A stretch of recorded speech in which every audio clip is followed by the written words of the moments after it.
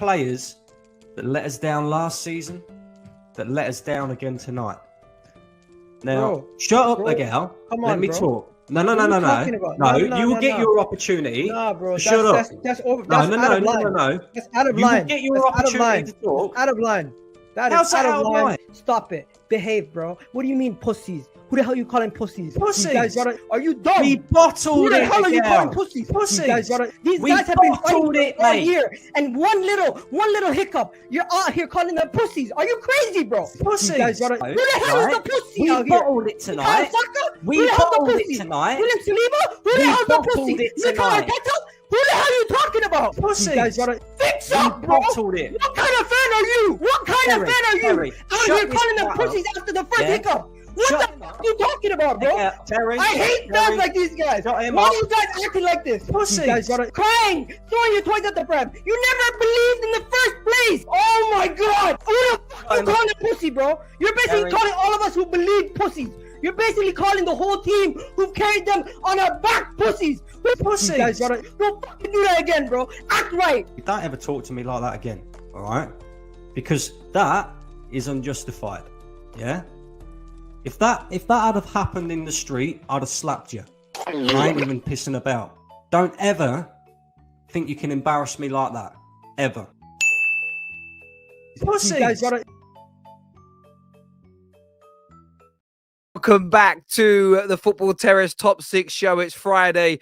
We're building up to an epic Premier League weekend, and midweek got a little heated here. It got a little bit heated here on the Football Terrace. There's no doubt about that.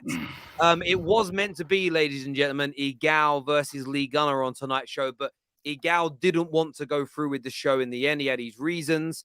He didn't believe it'd be worthwhile, so he did not come through. Maybe it'll happen later on down the line. Always happy to host those two having a debate over the future of Arsenal this season. But we've got a brilliant panel tonight anyway, an elite panel tonight on the terrace. Man like Have Hope here. Got two Chelsea fans and Roy backing Chelsea Football Club. Colleen is here waving the Arsenal flag as we move. We've got Man like G here representing Liverpool Football Club. And Nobbins is back. By popular demand, everyone on the terrace loving Nobbins here, repping Manchester City. And we'll get into Arsenal, we'll get into City a little bit later and get everybody's reaction. The first talking point of the night that's been voted in for by the viewers, actually, is can Liverpool make the top four? And, of course, this weekend, tomorrow night, 5:30, they play Newcastle United in a very, very difficult game away at St. James's Park. G, how are you feeling about that, bro? Because you've got a little lifeline. You've got a game in hand over them. A win would put you right back in the hunt of Champions League football. How do you think it's going to go? We got a chance, but it depends on what Liverpool come out to play. We've seen Liverpool this season. We beat Man City, then we beat West Ham, lost to Forest, lost to Leeds. We went on a 4-game winning run. Came to 2023, we lost to Brentford, we lost to Brighton, we lost to Wolves. So I don't really know, I'll be honest with you, because we haven't got any consistency this season. So it's difficult to really say, yeah, we can do it. We've got mathematically the chance to do it. But if I had to hang my hat on it, I wouldn't feel comfortable. I'll be so honest with you. I think Newcastle, even though they've been going through a little bit of a, sticky patch, so to speak, in terms of getting the wins out, I think they've drawn like their last 2 or 3 games, but they will prove a tricky opposition. So I don't want to go there and think we should be that confident. I mean, we won Merseyside Derby. The team got a bounce. Players are coming back from injury, but Everton are crap. So it's difficult to really use that as a measure to really say we're coming into this game really with a bounce. I think Liverpool this season can't go on past games anymore. I think we've just got to go literally game by game by game by game, see how it kind of works out. If we can go on like a run in like a 10-game period, I'll be a lot more confident. But at this present moment in time, I couldn't tell you I'm super confident. I think it will just end up being a draw, and then we'll move to Madrid. I think we'll beat Madrid after that, and then so on and so forth. Whoa. Yeah. No. Listen, whoa. Yeah. Hold on. Not sure about Newcastle. I don't think, as I just said, if you watch Liverpool's patterns this season, if you've seen Liverpool this season as well, I'm not sitting there. Those who know me, I'm not sitting there saying, yeah, Liverpool are better than Madrid. No way. Do you know what I mean? I know the context of that, but then I've seen Liverpool this season up against Manchester City. We've won. Up against Newcastle, we won. Narrowly lost to Arsenal at the Emirates. Beat Napoli in our last Champions League game. When it comes to the big games this season, I don't know what it is. Big games, when we need to rise up, Liverpool just rise up. Against Forest, against Leeds, against Brighton, against Wolves, against Brentford, Crystal Palace, Fulham, all of these other teams, we don't seem to rise up. Anfield, under the lights, I don't know why. I just have a sneaky suspicion it would be so Liverpool to lose or draw to Newcastle and beat Madrid. Not that I'm saying we are better than a Madrid. I'm just saying that is just something that I can see Liverpool doing because of our inconsistency. You know what? Like, because basically, there are two sides to this. It's actually not that crazy what you're saying, because basically what I said to people was that, I think Liverpool can beat Real Madrid. Because no, and I was like, because it's the Champions League and Liverpool are like that kind of a UCL team, they can advance. But the issue is this: have you seen the La Liga table? If you look at the La Liga table right now, Barcelona look good. So once Real Madrid are in UCL, basically, like I told you, like the only two teams that speak fluent UCL. That's Real Madrid and Chelsea. Those are the only two teams that speak fluent UCL. So if Real Madrid are like, oh, you have to enter into UCL mode, they're a different gravy. So the issue is, I am with you that Liverpool can't beat Real Madrid because of how Liverpool are in the UCLs. But the problem is what's happening in La Liga. I do feel like if Barca have a stranglehold, so that means that Real Madrid are more laser focused. If Real were doing well in La Liga, then I'd say, all right, Liverpool can really be. But because Real are like, you know what? We have to now go all into this whole UCL. I just feel like, and as bad as Real Madrid are playing, and Madrid are playing badly, they are totally out of form. You still got that Ben's kid there, you still got the Vinny kid there, you still got the Rodri. So, look. Let's switch it this way. I'm not saying. Yeah, I'm not saying we're advancing. I'm talking about the next game. We're not talking about advancing past, at the Bernabeu. No. I think eventually we'll get knocked out in terms of at their ground. As you said, Real Madrid and the Champions League, they're just so synonymous with it. So I can't look past Real Madrid getting through. At Anfield, though, two-legged, I just feel the way that Liverpool have been this season, it would be so Liverpool to go and win, and it wouldn't even surprise me. Like I said, we can go. We've lost to Brentford 3-1.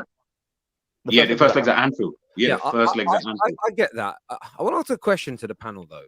Liverpool, I felt, were really good Monday night against Everton. And I always say this when teams have these kind of big performances in derbies. It's always, I always feel a bit offended if United are crap, and then go into a big game and put on a brilliant performance. I think to myself, where's that energy against Fulham, against Nottingham Forest? I find it a little disrespectful.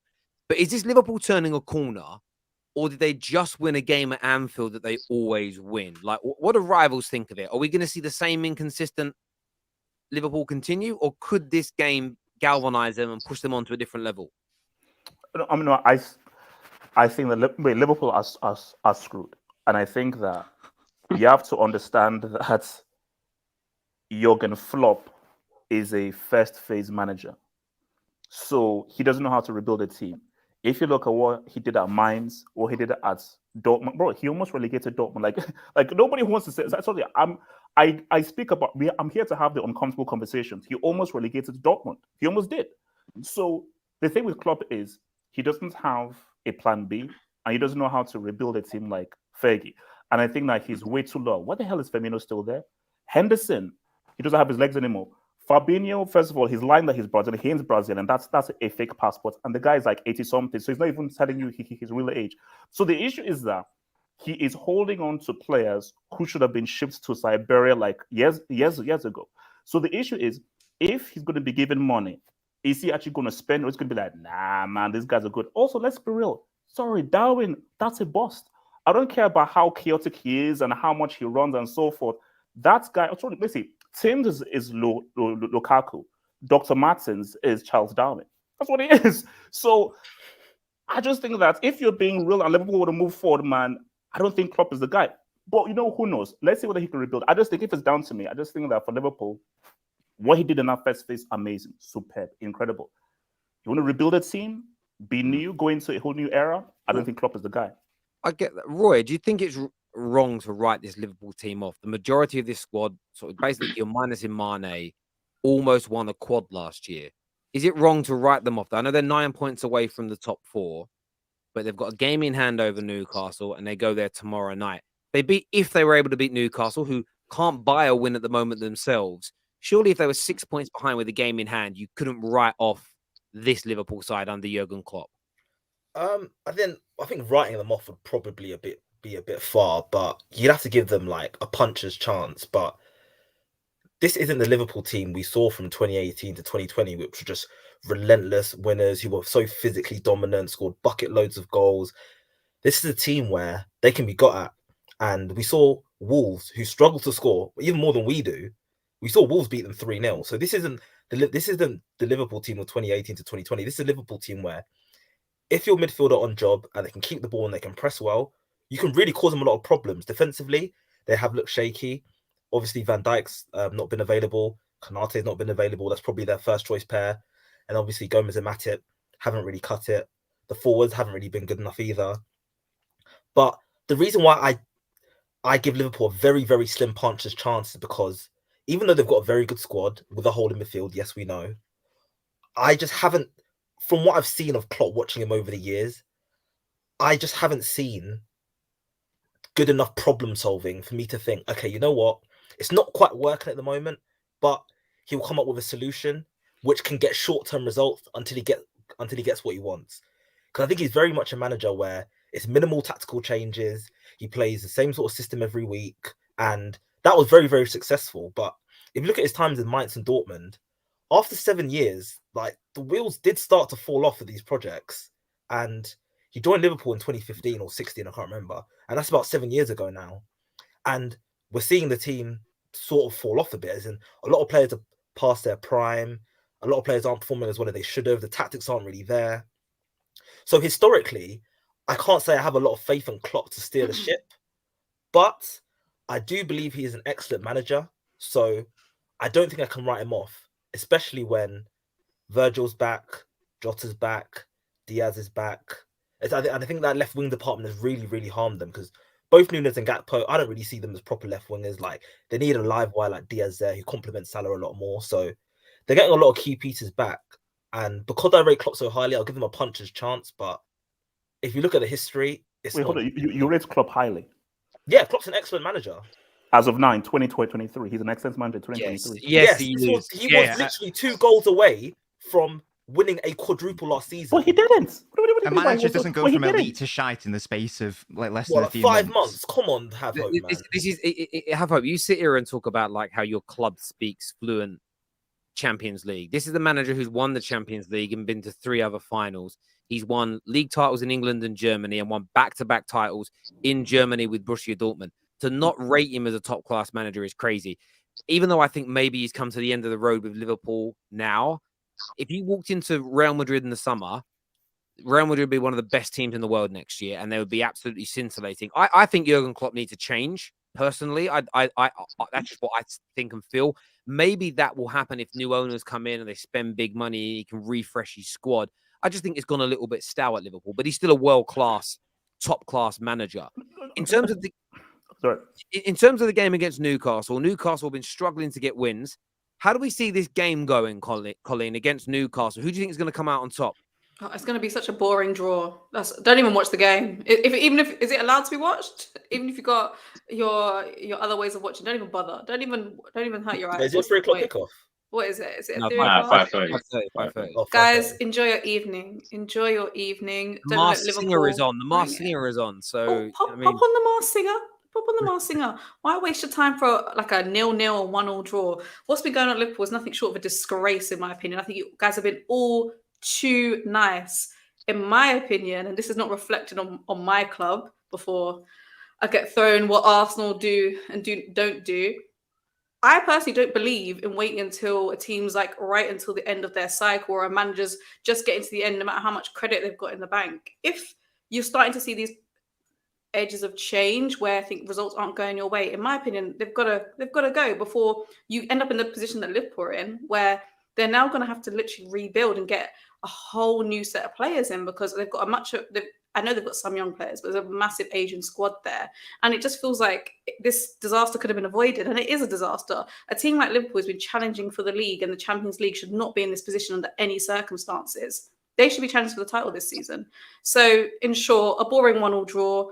Enjoy your evenings. And if you're a Liverpool fan, I would just hang out for this season, if I'm honest with you. Enjoy, maybe come and watch someone else who's actually in a title race and show you what's going on. That's what I'm saying. You know what's so funny? Yeah, I'm listening to everyone talk about Liverpool, and the worst thing about all of this is that I'm with all of you. Like, I'm not one of them fans who are so blinded by what Klopp has done in the past. Like, I couldn't really care less as to what you've done in the past, because right now, what you've done in the past is not helping you today. Do you get what I mean? We're sitting ninth or whatever in the table. As has been stated before, tactically, just very inept, doesn't like the change, doesn't really seem to know what the team needs, and all these kind of various different things. And I think Liverpool fans as a whole, they use a lot of excuses in regards to why Klopp isn't doing what he's doing. Me, I couldn't really care less as to what the excuses are, because he's not doing what he's supposed to be doing himself. If I felt that Jurgen Klopp has done everything he possibly could, like, there's no one on this panel and there's no one in the comment section who could sit here and tell me, if you've checked the defeats that Liverpool have had this season, I reckon maybe about 80 to 90% of those defeats or draws that we've had, if you looked at that squad, just the team on paper, if you just looked at it, there's no way you'd think Liverpool would lose those games. So that's got nothing then to do with the outside influences, i.e. the excuses of FSG and money. And obviously, Terry, you mentioned about money. Again, I don't trust Jurgen Klopp with money anyway, because he's had money. We've got Nunes, we've got the team needed. You know what I mean? Like, the team needed something in a fan's perspective, and from what everybody in the world seems to know, Liverpool kind of needed a midfielder. I'm not going to go too deep into it, but we needed a midfielder. We got 2 attackers. You then still proceed to not sign one. In the summer, you realize that a midfielder gets injured. Your, I guess, course of action was to get someone in on loan. All of these things have had a domino effect on the season in itself. And now we're watching Jurgen Klopp, and I'll be honest with you, I'm with everyone else. At the end of the day, Liverpool need a change. I've said this 101 times. They need a change. It is too stale. It is too boring. Would you start Klopp then? You'd start Klopp. Yeah, of course. But I've been saying this from before the World Cup. I didn't need us to be ninth to demonstrate, because the reality is now we're ninth. And I know Liverpool fans are going to be like, oh yeah, but you're not a real fan because you're not support. I'm like, at the end of the day, why do I need to walk into this 9th place position playing one of the worst brands of football I've ever seen under Jurgen Klopp, for me to then say, you know what?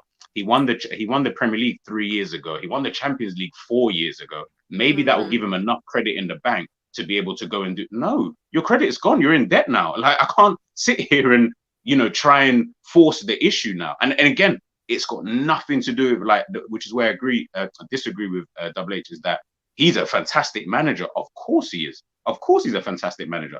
You're just not a fantastic manager here anymore. You can't do the job here. That doesn't mean you can't do the job somewhere else. So that doesn't make sense. So I think when you judge a manager, I think he's a very good manager. I just don't think he's an amazing manager. I think there are tiers to it. I think when in that tier 1 class, it's longevity, ability to rebuild, ability to adjust. The tier 2 is, you may not have the longevity, but if you give me the right players and so forth, I can do really well. So I'd say Klopp is in that kind of tier 2 category. But in that tier 1 category, that is Mourinho, that is Fergie, that is Pep. Those are these guys who can, for longevity, give me rice, give me groundnuts, give me grains of sand. Mourinho won a Premier League with scraps. Look at Roma. He won a Conference League with scraps. Someone like Klopp Klopp needs specific players. Now, I think Pep. I have my own views on Pep. I think Pep also. Did you say Mourinho won the Premier League with scraps?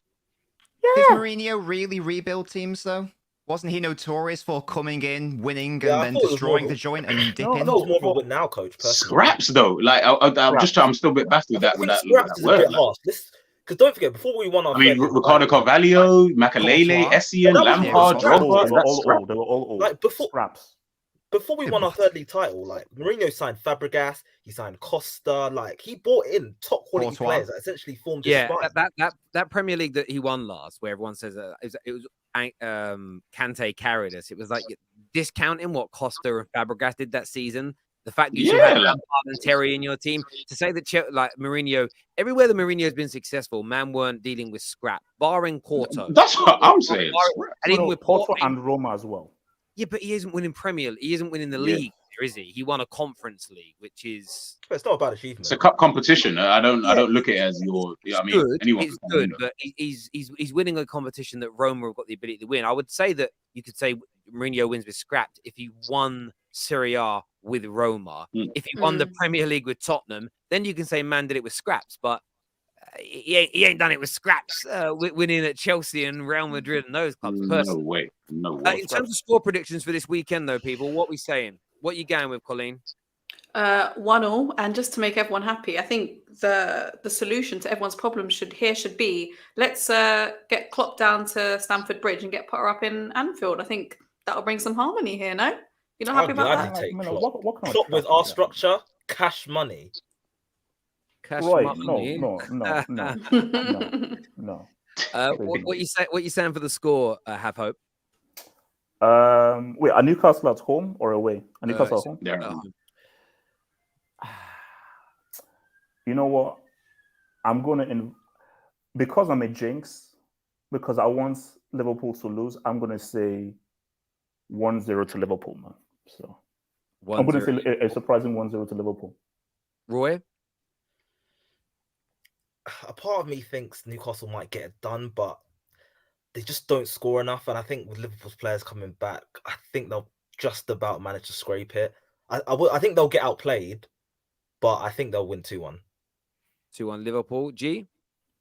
2-2. Ooh. I think it will be one of those kind of games. Newcastle won't concede 0-0. Okay, I'm going to go the same as Roy. I'm going with 2-1 to Liverpool. I think Liverpool are going to play well and set the what's the cat amongst the pigeons. Spurs fans are going to be very worried after this weekend. I'm pretty damn sure of that. Viewers, hit likes and share buttons and subscribe. We have a super chat here that says, "Don't put Mourinho near Pep or Sir Alex Ferguson. Be respectful." Oh, please get out of here. Hi, Colleen. Lovely to see you again. Are you still convinced that midget Arteta will lead you to the title? We'll come back to that comment a little bit later in the show, my friend. This is a weird question that says Neymar, Lukaku, Havertz. Choose one. Neymar. What kind of question is that? Yeah, I mean, I'd rather none. Other players I'd rather buy than those three. But if I only had the choice of those three, then Neymar would be the pick. But there's lots of better wingers out there than Neymar right now, like Rashford. Do you know what I mean? So there's lots that you can buy. Whoa. He had to slip it in. Just a joke. Relax. Rashford's balling at the moment, though. Credit to him. He's not. He's just back to the level he was at 2 or 3. Like, literally, had one bad season. 2 years before that, he was doing it as well. Just forget. Everyone's got like amnesia with Rashi. HH Mount needs the number 10 shirt like the CFC position. Would you give Mount the 10 shirt? Guys are troll. Talent LC, you're a clown. Hey, Hope, would you dash Mount this summer? Hell yes. No, bro, he's going to Liverpool. Roy, he's got to go, he's going to Liverpool and he wants to go to Liverpool. Take him. Stop putting the bad omens out there. Man. Road runner, little tech. Why do Chelsea fans think that a player who plays for you is a good player? No, he's not. Leave him at Chelsea. Energy. Let him do his thing. He has the passion. He'll walk. So why is he not showing it at Chelsea? We're playing technical football. Your midfield is more like hoofing and running around and getting stuck in. It's perfect. Like I think Mount wouldn't even fit that. I don't even Mount's think not really. He's not really that kind of player.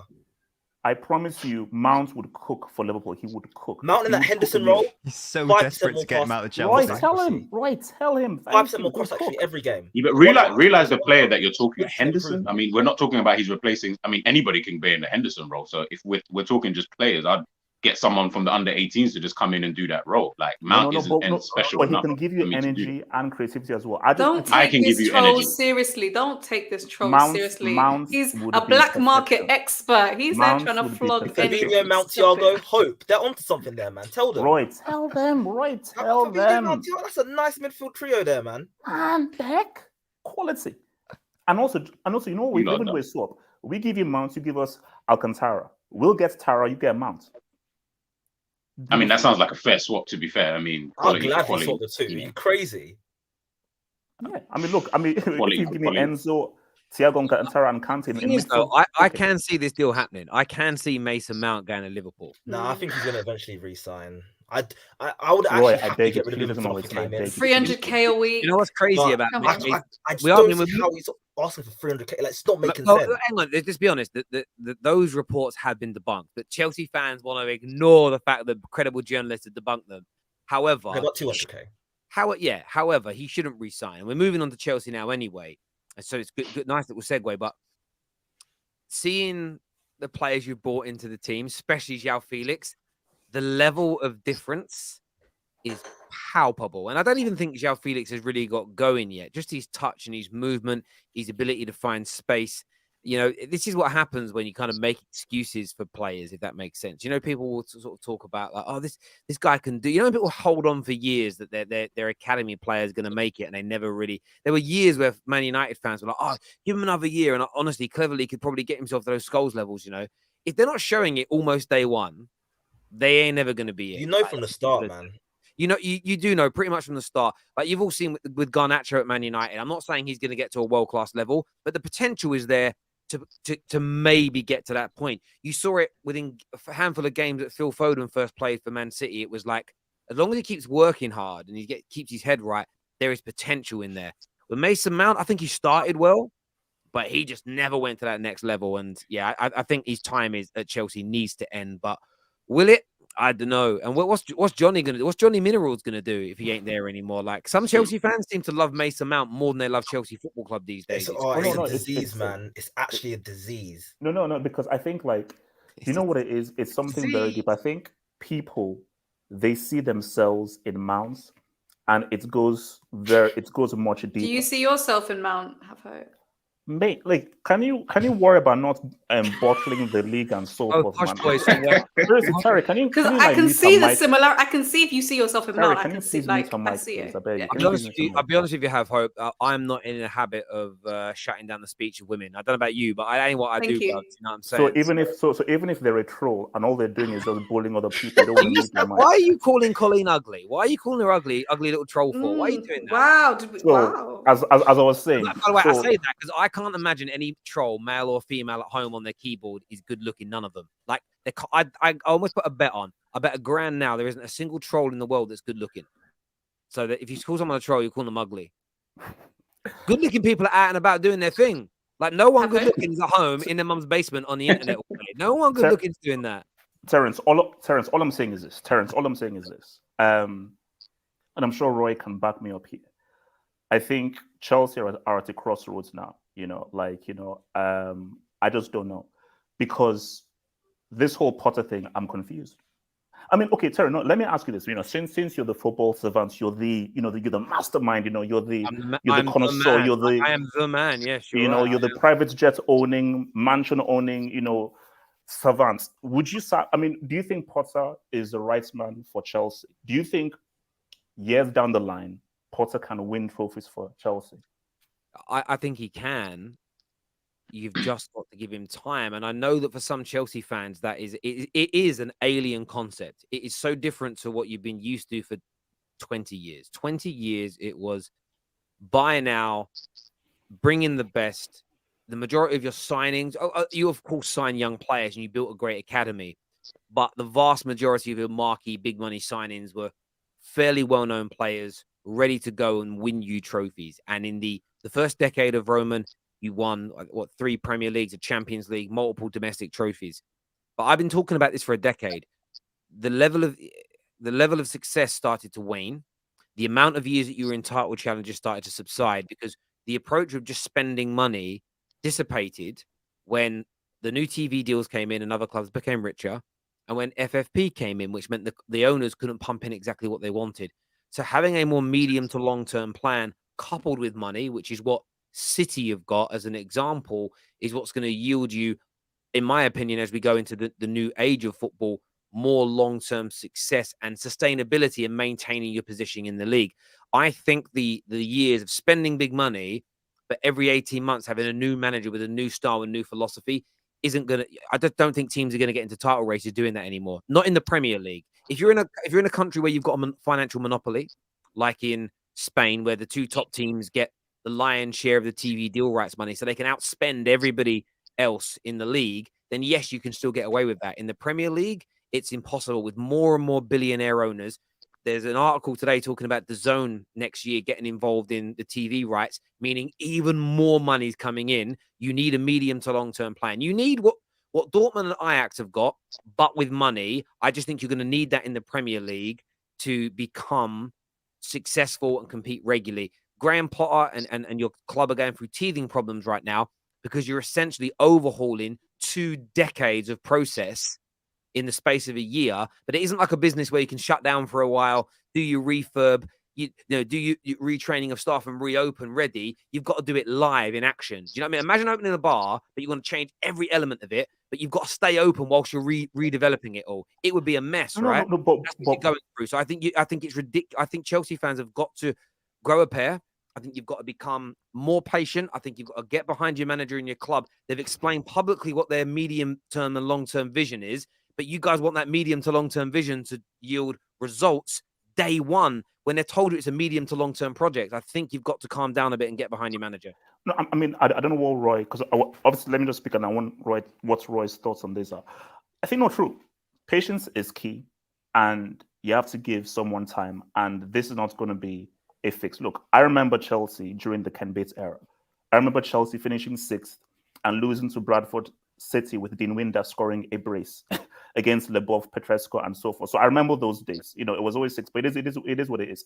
So, but true. And I think there are people who've grown up in the Bram era and they've grown spoiled. Because under Bram, Chelsea ain't going more than 2 years without winning at least one major trophy. Like Chelsea spoke fluent trophy under Bram.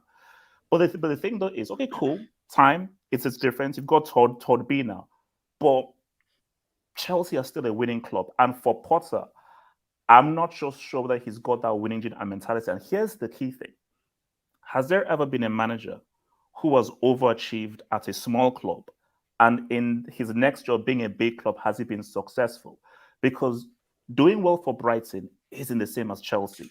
Coaching Brighton isn't the same as Chelsea. And I do feel that you have to understand what it means to operate in a big club. Because when your boy... I don't understand that, but you're building something that didn't exist. So this isn't... You're not adding... Graham Potter hasn't come in to pick up a project that's already been built. He is there to build the foundations of a brand new Chelsea that didn't exist before. What you might find difficult in football is going to a manager and saying, listen, it's going to be... we might not get success for 2 or 3 years, but we want to build something from the ground up. Are you willing to do it? Established managers that are near the top of their game might look at the Chelsea project and go, I'm interested when it's built, not when you're starting the renovations of it, as an example. It's a hard thing nowadays to do because managers don't last as long as they used to stereotypically, and they want to come into something that's already had a foundation put in. There's no way Pep Guardiola would have come into Man City when Mancini did. Pep Guardiola came in 5, 6, 7 years later when the foundation of the football club had been built. And what Man City were building took time. Their first 2 or 3 years, they weren't winning trophies still. They were still getting beat by teams. And it starts sometimes with a manager that may not be the guy that sees you to winning the major trophies later on down the line. Chelsea are building something different. And I know it's hard to take, but you're not going to go and get a Pep. You're not going to get a Jurgen Klopp, in my opinion, day one to come and do that. So basically, you're saying that we're stuck with Potter 2-3 years of finishing mid-table 6th and 7th. So that's what I have to now accept. You don't know that's going to happen. The man's only had like 6 months. Cut him some slack. And also, just to say, I think you said something like, name me a manager that like underperformed at a lesser club and then moved to a bigger club and succeeded. Well, Mourinho did that when he went from Porto to Chelsea. Klopp did that when he went from Mainz to Dortmund and subsequently Dortmund to Liverpool. Porto are a big club. Eddie Howe did that when he went from Bournemouth to Newcastle. There are loads of examples of that. No, Bins. FC Porto is a big club. So FC Porto ends Brighton. But they are a lesser club, aren't they? My point is, has someone overachieved at a small club and then gone to a big club and achieved? Sir Alex Ferguson went from Aberdeen, a small club, where he overachieved and broke the stranglehold of Scottish football, went to the Premier League and won. So there are examples. If you look, is an anomaly. Fergie is a unicorn. Klopp literally did it as well. He did it at Mainz. I've been giving you 3 examples. I've given you an example, but none of those examples are good enough.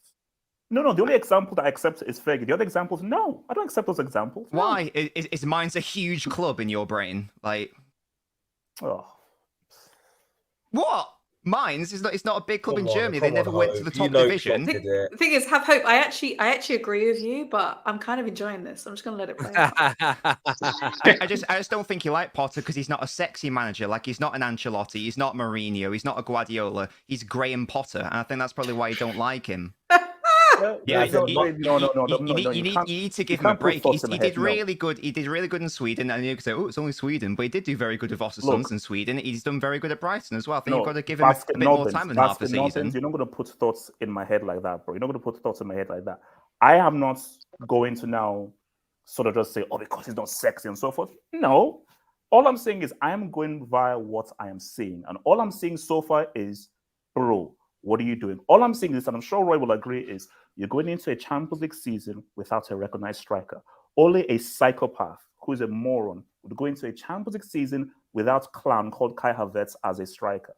That's a clown move. So my thing is, okay, some moves you've done, some substitutions you've made, they look wild, but hey, let's give the guy time. All I'm saying is if Chelsea are stuck in 10th, 11th, 12th, and we go out to Dortmund, not to me, I'm not even speaking for myself. I understand. The fans where you're are going to coming go from. crazy. I do understand where you're coming from, and fans can go crazy. But I mean, I've seen it with Man United. And look, when you become annoyed with someone, you start to overanalyze everything. So Ollie wasn't good enough for Man United, but he said a lot of things in press conferences that triggered people because they didn't like him.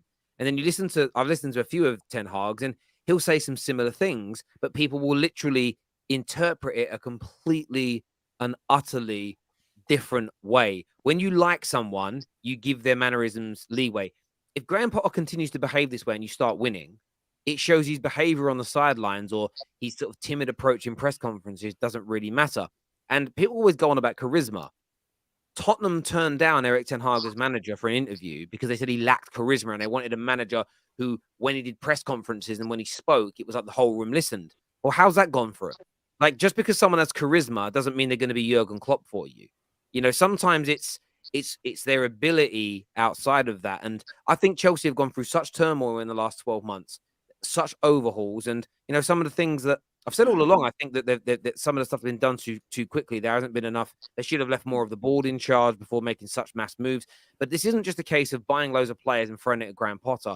Look at the structure that's being built at board level. And I actually don't think the last 3 games, even though you've lost 1 and drawn 2, I don't think you've played that badly. I don't think you've been that bad as a football team. It's been okay to watch. I get there's desperation for a win, and he does need that win to start getting players on his side. But I think you could be missing out on a top manager if you cut your nose off now to spite your face. Do you believe that? What is your ceiling for Potter at Chelsea? Do you really believe that he can win them a Premier League? I think he's got the ability to, yes. I think he can get his team, the way he had Brighton playing, the way that they operate in the league. I think that if he's given time, a squad built in the right way, he could get a team functioning amazingly well. He may not be the guy to do it, though. The same as Liverpool. You know, I think if Jurgen Klopp comes in when Brendan Rodgers did, maybe Klopp's career at Liverpool went the same way as Brendan Rodgers. Sometimes it's about the stage in which you come in. Would Pep have done what he did if he'd have come in, if he'd have been the manager that came in after Mark Hughes? Potentially not. Sometimes it's about what's been built before you, you know, and sometimes that is really key in these circumstances. And Chelsea's situation. You know what my thing is though? Go on. Like, when Potter came in, I looked at the squad and said, you know what? Results might be a bit shaky, but you know what? I'll give you time. I'll give you the January window. I'll let you get your players back. But all of the things have happened now. Like, he's had time to settle in. He's had his January window. And now we are getting our players back. And if this is a manager who is expected to be able to win us Premier League and Champions League in the future, which personally, I don't think he will, then there has to be a minimum expectation, because if Bowley rates him this highly, why can't he get results then? Because a manager who's going to be winning us Premier Leagues and Champions Leagues in future should be able to at least string two wins together. Like, I'm not Potter out, by the way. I'm just Potter, get your fucking act together. Like, I'm not Potter out just yet. But there still has to be a minimum expectation, because we are Chelsea football. I do understand that. I understand that point. Sorry, just to interject. I do understand that point. But you've done something unprecedented as a club. The amount of players you've purchased, coupled with lots of players in the squad that don't want to be there anymore because, Jorginho's gone now, but he was a prime example of someone that came in to play for Sarri all those years ago, and he was still there with a new owner, new regime, new manager, and was like, this ain't for me anymore. That's going to take time to clear out. The amount of players you bought can be done, technically, but to integrate them all into a team and create a team, it's never been done before. Like the way Chelsea gone about their business. You're United, man. Look at Ten Hag. No, but that's like Ten Hag came in. No. And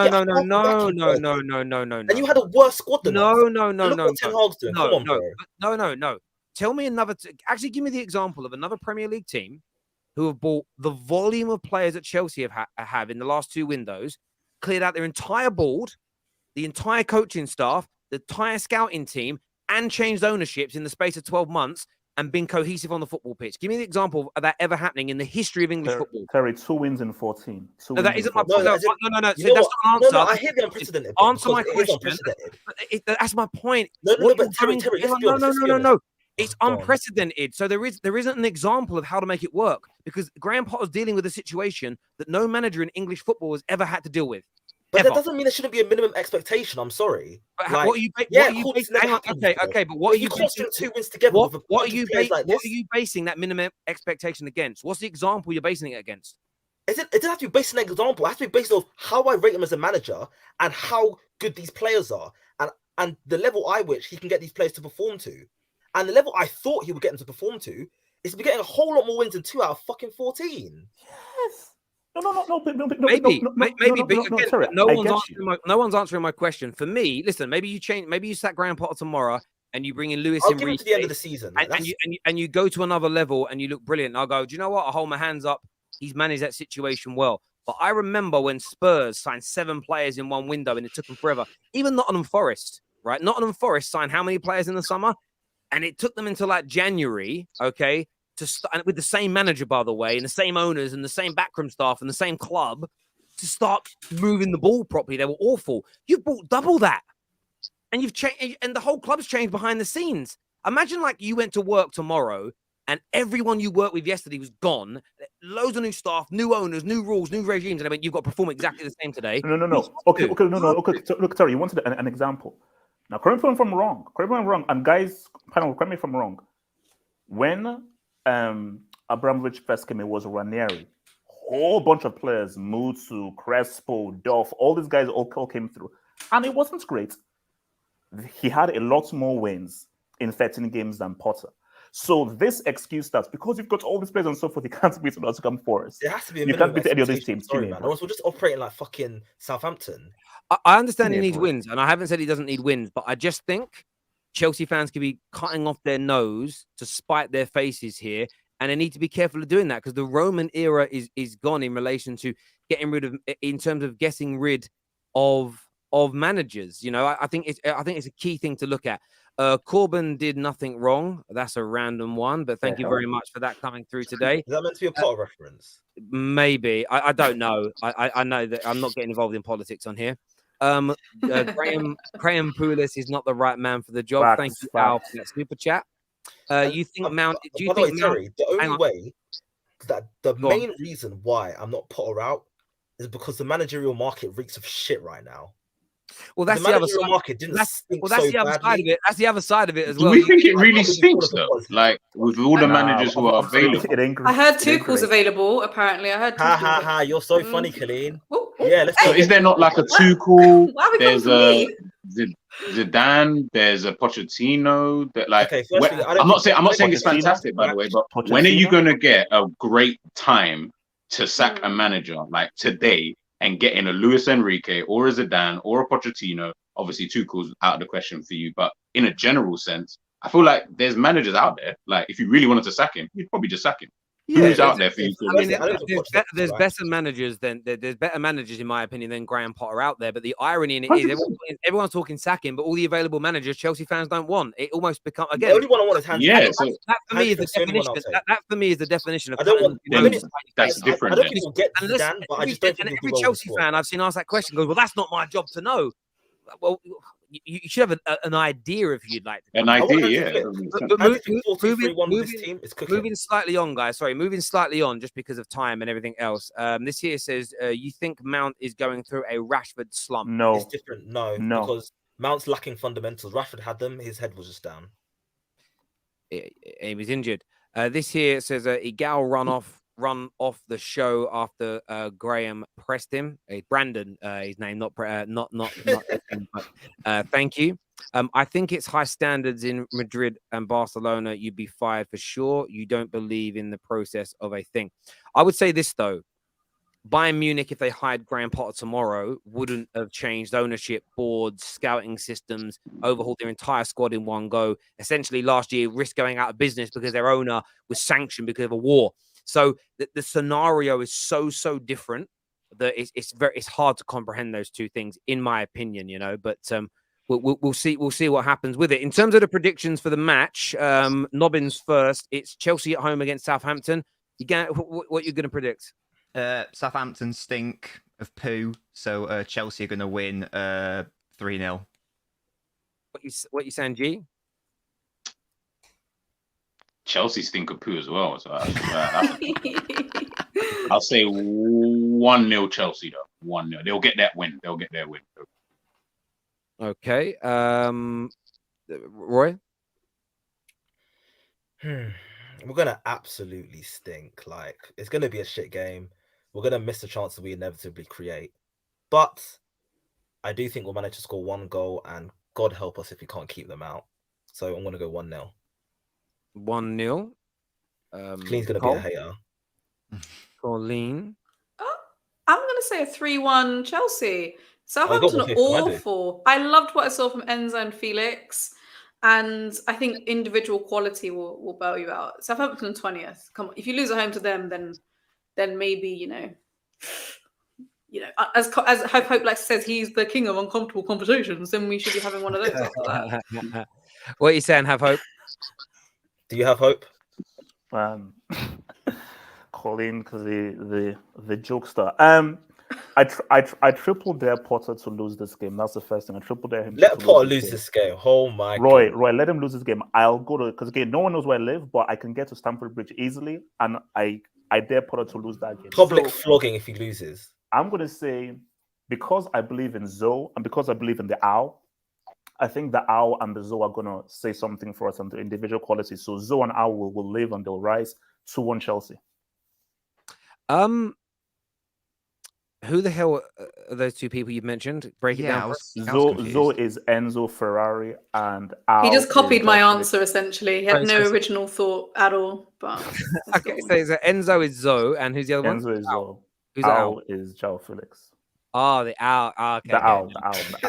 'Cause he came on the terrace years ago and went, "You guys don't rate Zard," and everyone's like, "Zard, obviously Hazard, yeah." How's that going around Madrid?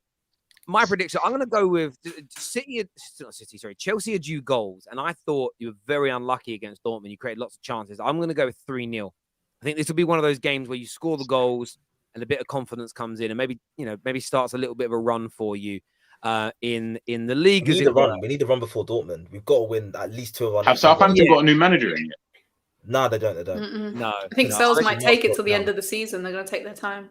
Is this going to be his first game though? Hang on a minute. Didn't Yeah, Jesse it's his first game. Didn't Jesse Mars take the job? Fell through. No, No, I they don't. I Because of saw the it. contract length and all of that. Ah, fair enough. Yeah, I was yeah. surprised by that one. That would have been a bad move, to be To be honest. fair, Jesse Marsh, new manager bounce. Oh, I would have had 1-1 written all over it. Yeah, no, I hear you on that. Viewers, keep hitting the like and the share buttons. We're not going to do a massive deep dive onto them today because they got cooked on Monday, and we'll wait to see what happens. But how do we see Spurs getting on against West Ham this weekend? Of course, they need a win. They Who's can't at home? Spurs are at home. I mean, they're so random. Like for me, Yeah. they're the hardest thing to predict. They're so random. Like, I have no idea. They could easily win 3-1. They could easily lose 2-1. So I'm just going to. I'll say 2-2. I'll say 2-2. 2-2. Okay, Yeah. what you saying, Cole?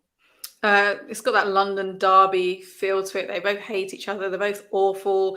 And I believe it's Delaney who's going to be on the, is that how you say his name? Who's going to be on the sideline. So I think it'll probably be 2-2 as well. Another one. Don't bother wasting your time watching. You want us to watch any football this weekend, Colleen? Apart from You can Arsenal? watch. You can watch the Arsenal. You can watch the Arsenal. You can watch the Arsenal. Well, then get your teams to play some decent football. Then we can watch something. I'm kind of saying, like, definitely watch the football and then tune into the Football Terrace match reaction afterwards, please. That'd be great if you could. That'd be amazing. What are you saying, Roy? I think 1-1. I don't think Spurs are going to play particularly well, but I think they'll have a goal, and I think West Ham will just nick a set piece from somewhere. So I reckon 1-1. 1-1. What are you saying, G? 3-1 Spurs. 3-1 I feel like Spurs. Harry Kane will start having Did Spurs win their last game? Who was their last game against? They got smashed 4-1 by Leicester. Oh shit! Fucking hell. Yeah. Whoa. Who's at home? Who's at home? Who's at home? Who's at home? Spurs are at home. Spurs are at home. Oh no, 3-1 Spurs. 3-1 Spurs. 3-1. Okay, and Nobbins? I keep predicting Spurs to win, and they keep letting me down. So I've got to be right one day. It's going to be an exciting game. It's a derby. 4-3 Spurs. 4-3 Spurs. 4-3. Cool. I'm gonna go with a 3-1 win for Tottenham. They keep saying that I hate on them. I've actually predicted 3 Tottenham wins on the bounce now. I expect them to beat West Ham. West Ham are not very good at all. If they drop points in this game, I think they have to concede top 4, especially if United win and Newcastle pick up a win. It will be disastrous for them after that City win. But I think they'll have enough. West Ham are terrible right now. I'm surprised Moyes still there. And it's obviously making the bidding for Declan Rice that little bit cheaper. So it's not a bad thing for anyone who's looking at Decker's come next year. We'd like to get your predictions. That Martin here thinks 1-1. Bavinda says 2-1 to Spurs. I think that's a pretty good prediction. It will be 2-2 is what Brutus17 has got to say here. And everything else. This from the Bill says, stop talking about these small clubs and talk about Man United's takeover. Stop wasting time. That is actually the next talking point, to be fair, is Manchester United's £5 billion takeover. As rivals, worried, not bothered, good for the league, bad for the league, Man United having no debt. They will therefore have more money to spend than anybody else. The new owners of pretty much all universities said debt will be cleared. We're looking to bring in a top-class CEO to run the club, top-class sporting director to complement what you've got now, and zero plans to change anything that Ten Hag is building from a football standpoint. How do you all feel about the takeover? So we're going to go from City ignoring FFP to City and United now ignoring FFP. So that's so that's going to be the next stage. Coming from you. Why are Man United going to ignore FFP without? Wait, didn't you just say it's the Qataris? Yes. What about the Qataris? And so aren't the Qataris involved with City, or are there those involved with PSG? No, Completely Saudi different country, owners, my bro. friend. it's definitely a different country. The United Arab Emirates, not Qatar. They are two different countries. That's like saying an Englishman and a Polish person are from the same country, bro. And just for the avoidance of doubt, Okay, they don't own Newcastle this either. is just an honest question. So the Qataris, they're involved with PSG, aren't they? PSG, yes. Yeah, they are. But it isn't the same. Hang on. No, You listen. said City. I nearly called you Igal then. It is not the same people. No, it's a different On investment group. paper. On paper. Okay, different so group of the people involved with PSG are not the same people involved with Man United. No. Okay. All right. So my thoughts on this, Terence, since you asked, is I mean, I think you're pretty clueless on this subject, if I'm being honest. no. Okay, yeah. No. So since you asked, my response is of course you're going to ignore FFP. So yes, another cheating club will now start to cheat along with Man City. So so they'll cheat. So we understand that. Hey, look, here's my thing. It is what it is, man. I mean, look, okay, fine. United are back. They're back. Actually, when last did United win a Premier League or a UCL? It was like over a decade ago. So it's been a long time. 10 years ago. 10 years. It's been a long time. It's been a long time since you spoke basic trophy. But no, look, I am with how Todd Bowley is moving with Potter and everything, and how Ten Hag is doing with Rashford, who I thought was trash, and now Rashford is now. I have to now apologize to Rashford because he actually knows how to play football now. And what Ten Hag is doing Ten Hag has been amazing. Yeah, look, it's what it is, man. It's what it is. You guys with money doesn't scare me. You've had money and done nothing. It's what you're doing behind With closed Ten Hag, doors I'm more that's concerned about probably behind the scenes. worrying me They could get some more, very like good in terms of players. what. Yeah, like what I don't know, any like backroom, the recruitments and stuff. That's where I'll be worried about Manchester United because they've had money. The money's not been a problem. They've been able to spend. They bought some of the best players on the planet to Manchester United in recent seasons. So the money side of it, I'm not worried about that. It's what Ten Hag can do with a proper recruitment team, proper scouts, and all of these kind of. That's where I'm going to be a bit more worried, because even now, look at the players that you're signing. You're not signing like what I would consider like, the top of the top quality players at this current moment in time. He's building something there. He's clearly got a plan. He's clearly got an idea. So having more money, I don't think that's going to change too much, to be honest with you. I think he'll still go about it more or less in the same way. I just think maybe, as I said, the backroom staff, your recruitment, the type of players you might start getting in now, looking players like Caicedo, you didn't sign in before. Is that something that maybe now Manchester United start doing more so in the future, looking at those type of players? That's where I'm going to be worried. But Man United with money, come on, man. They've had money since I've been alive. So I wasn't worried then. I ain't worried now. What I would say, though, is this. You're right. The money side of it, because what I've seen from a lot of rivals is we've always had money, so this makes no difference. That's because most rivals don't take a closer look at the problems at Man United. And we actually haven't moaned as fans that we haven't spent money. What we normally do wrong, though, is for every new manager, we throw loads of money at it at the beginning, buy loads of the wrong players, and then we run out of money when it gets into year 2, year 3. This January is a prime example of there being no money left at the club to go out and buy a top-class striker. We get Weghorst, who's done well, but can you imagine if that was the right signing, who's just a grade or 2 up? You wait until an injury to Eriksen to go and get Sabitzer on loan with more money left because they hadn't hemorrhaged it all. You'd have gone out and bought someone correct for the club in that regard. It is how we're going to be run. So bringing in for me, I hope they go and get someone like an Edwin van der Sar who knows how to run a football club, and then a top-class sporting director to kind of slip in. I also love the fact that what I've been reading is they're not looking to overhaul too much in the short to medium term, because they can see that there's been progression this year, and that's happened because we brought football people in to run the club again.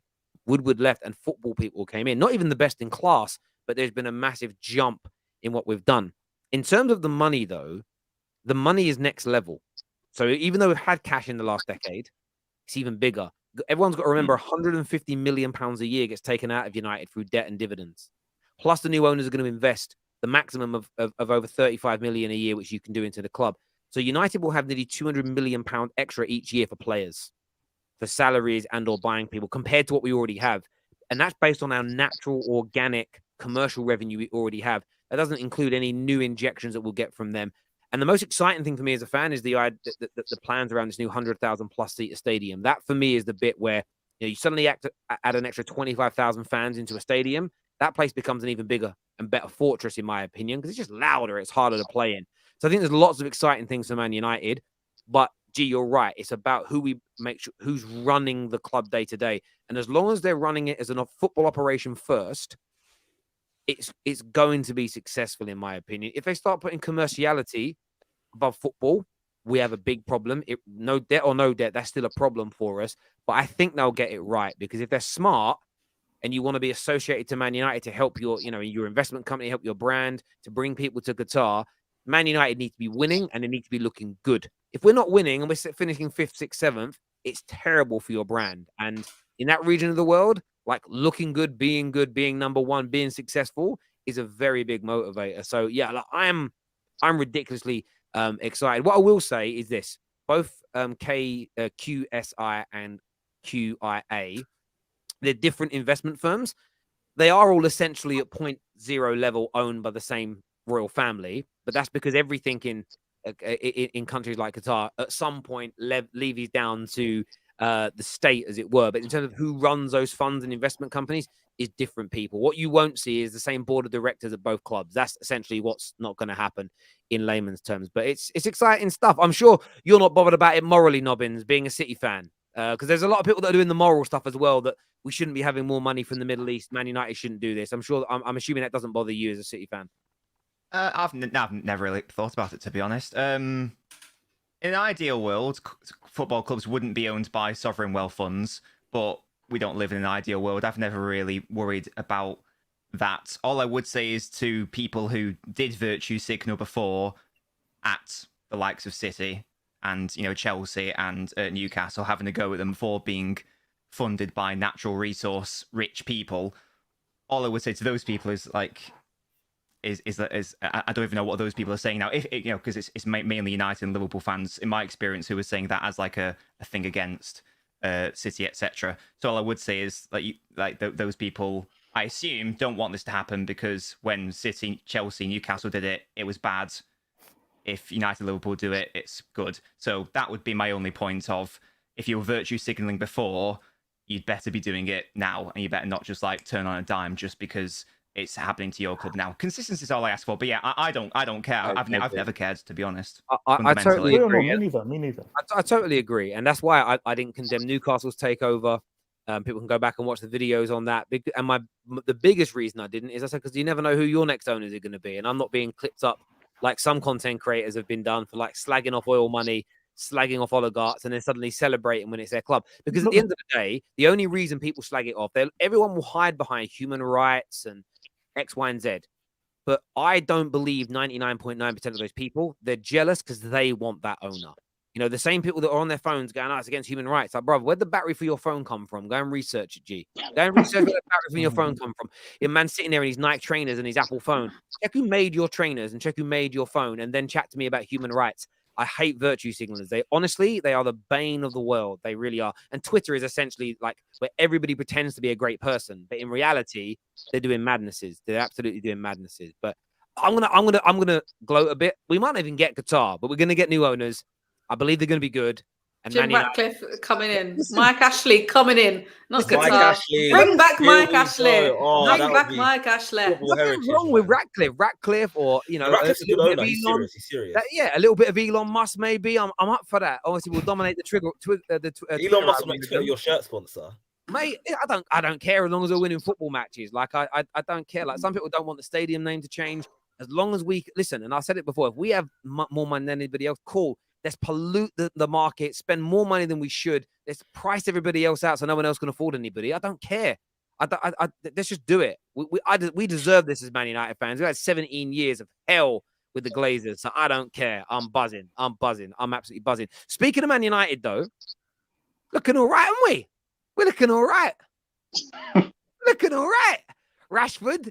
I mean, how many strikers have from England, an English club, have gone to the Nou Camp and balled out in the last 20, 30 years? Not many. Not many have done it. And he did it last night. How many good English strikers have we actually had that have actually been to the Nou Camp? Man, I'm just saying British-based strikers, as in they play for British teams, have gone to the Nou Camp and balled out. There's not been many in the last 20, 30 years that have gone there and done that. And I'm impressed with him. But the question is, United go up against Leicester this weekend, Sunday. Are Man United, in any of your opinions, in this title race? Yes. No. Yes. Okay. In name only. In the same way that, just having a look at the table now, in the same way that Brighton, Fulham, Brentford are in a top 4 race. Like, technically they're there, but in reality, do any of us really... Are any of us really saying that Brentford are in a top 4 race? Are any of us really saying that Fulham are in a top 4 race? They're 5 points behind the Man City. They're 5 points behind the Man City. Arsenal will screw up their game in hand, so they'll also be cutting it down to Arsenal. They're in there. So are Brighton in a top 4 race, Hope? Are Brighton in a top 4 race? Yes. Robin, it's Brighton. So yes. No. Okay. You know what? Brighton. Brighton. Okay, hold on. Brighton's in the top 4 race. I don't think you can use the same energy to address the title in the top 4 race because the consistency levels needed for the title are a lot higher. And Arsenal, Man United are got good consistency. Arsenal have no room for Arsenal essentially have no room for error now because I feel like City are about to go on a run. So hey, you best get your running shoes on as well if you're going to follow them.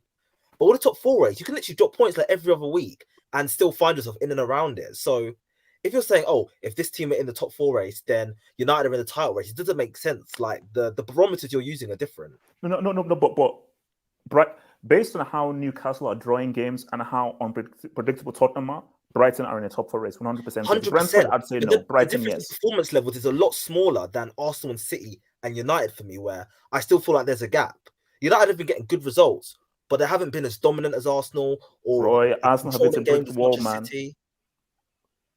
I know Arsenal fall off its pending. Like that's not Roy's point. Roy's point is that the room for error to be chasing the title is now like whether you're to get the league title was like 0. So for United to make up that gap and overtake is probably a lot harder than it is There'll for be someone like obscene levels of consistency. than like Brighton getting When last did top Aston win a 4. game in the Premier League? When last did that happen? Sorry. Hang on. Are we talking about Arsenal right now? Are we talking about United and I mean, you're in the title race, so technically we ain't it's an talking easy about segue, Arsenal right it's an now. easy I will get my humbling when it's due. That time is not now.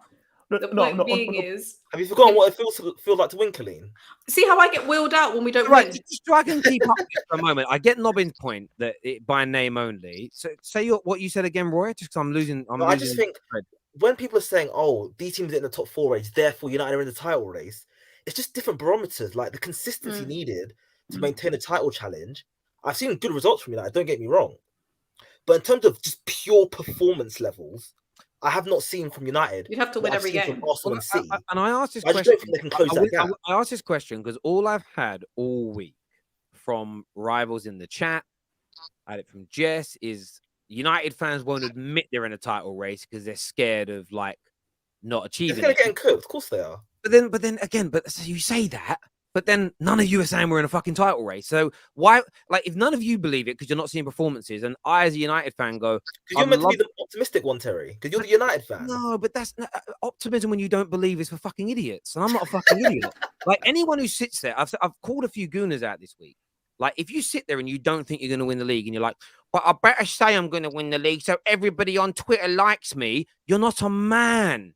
You're not a man. You're a sausage. And for me, like, I'm not going to sit on camera and say that Man United are in the title race if I don't think we'll sustain the race. Because I agree with you. I haven't seen enough good quality performances all year to say that we'll keep up with Arsenal and Man City in this race. I believe we're building towards being a title contender. But I'm loving the fact that what I'm seeing from rivals is this, and it's so obvious to me, is we're overachieving based on everybody's pre-season expectations of 10th, 8th, 7th, 6th. But instead of congratulating Man United for overachieving, what they are doing is going, right, well, now you've got to say you're in a title race. Because if all the United fans show their ass, go, yeah, we're in a title race, we might win it, and then we don't, coming third and winning a trophy is then seen as an underperforming season. Don't do it. We're not in the... We're 5 points behind. But we like Arsenal have got a couple of games in hand over us. Like they win those 2 games in hand, and they could be what, the 1 game in hand. Sorry, they could be 8 points clear of us. We're doing well this year. We're doing brilliant. We will not.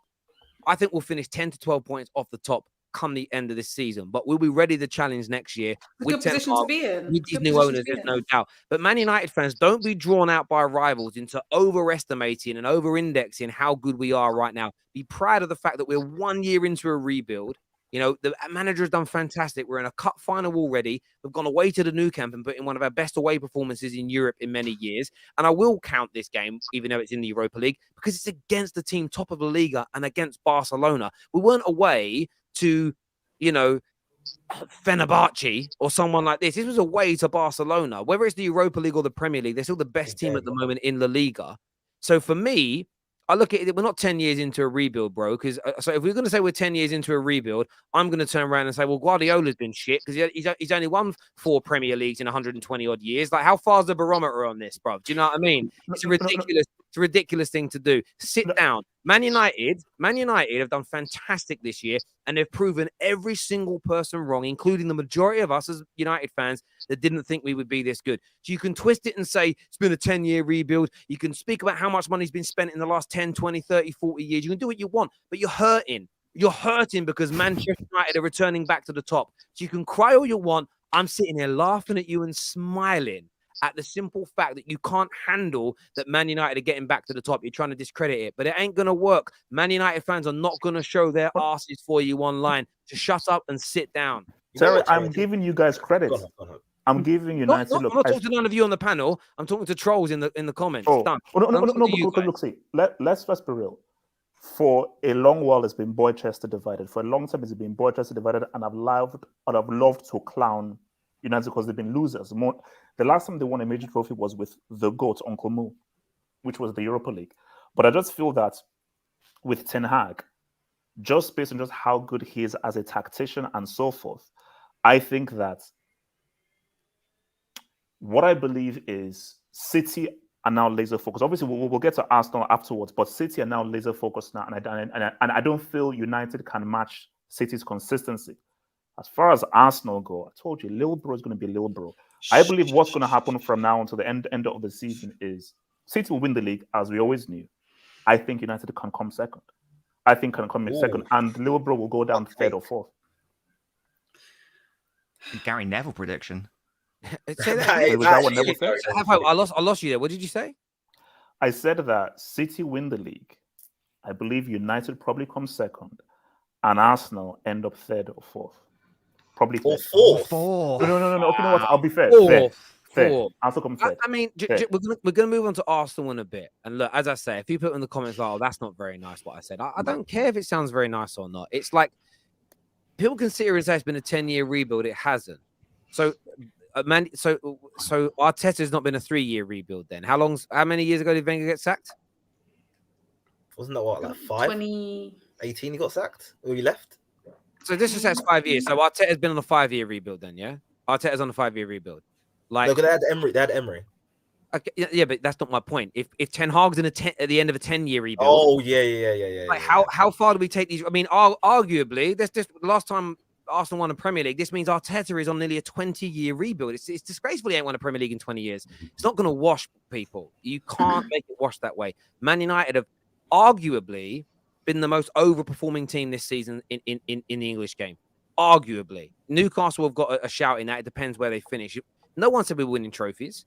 If we win some trophies and we do well in Europe and we finish in a Champions League place, everyone can suck it as far as I'm concerned, because you are so far wrong. And now you can't handle being. What you can't handle is turning around and saying, "Oh, you know what? United are actually pretty good." It's hurting you. It's breaking you. It's beating you up. It's bringing back those childhood memories of Man United ruining every weekend and nearly every single May in your life. That's what it's bringing back, and you can't handle it. And Rashford delivering at the same time is amazing, because he was the guy. Oh, Rashford is going to be the guy that sold. The poster boy is going to be gone under Ten Hag. Ten Hag is going to bench him. You're all losers. You've lost this debate and you can't handle it. So cry some more, please. Terry, the season isn't over yet. Like, listen, look, United are looking good now, but let's see what happens. Because Terry, don't let United fail to get top 4. Hang on a minute. Win no trophies. Don't let that happen, Terry. Hang on a minute. You've just predicted that we're going to come second. What are you talking about? Can I respond?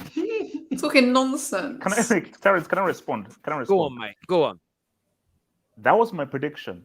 Cool. Now, let's put my prediction to one side. Do not let the other alternative happen, which is United don't get top 4. You lose to Newcastle. You don't win the Europa League. You don't win the FA Cup, and you end up trophyless. Don't allow that to happen, because if that happens, Terry, you're going to look very foolish. I'm not come the end of the season.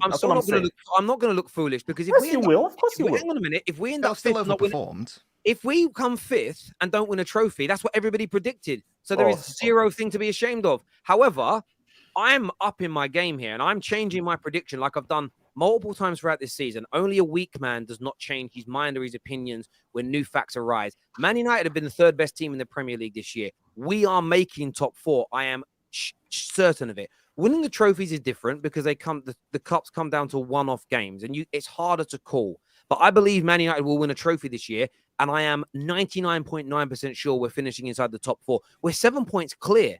There's no way Spurs or anybody behind Spurs is catching Man United this season. We are too good a squad, and too good a manager. It's not, even if we get 2 or 3 more in, we've been winning games in the last few weeks with 7 or 8 of our first team squad out injured. Everybody else gets 2 injuries and cries for a month. We ain't done that. We've got the best DM in the league missing for the last 2 league games, walked away with 4 points.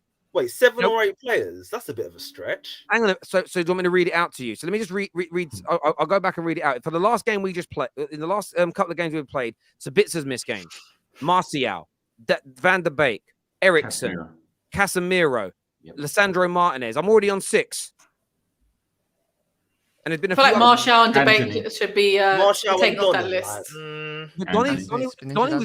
Donny was being bled back into the team, and then he got a season-ending injury.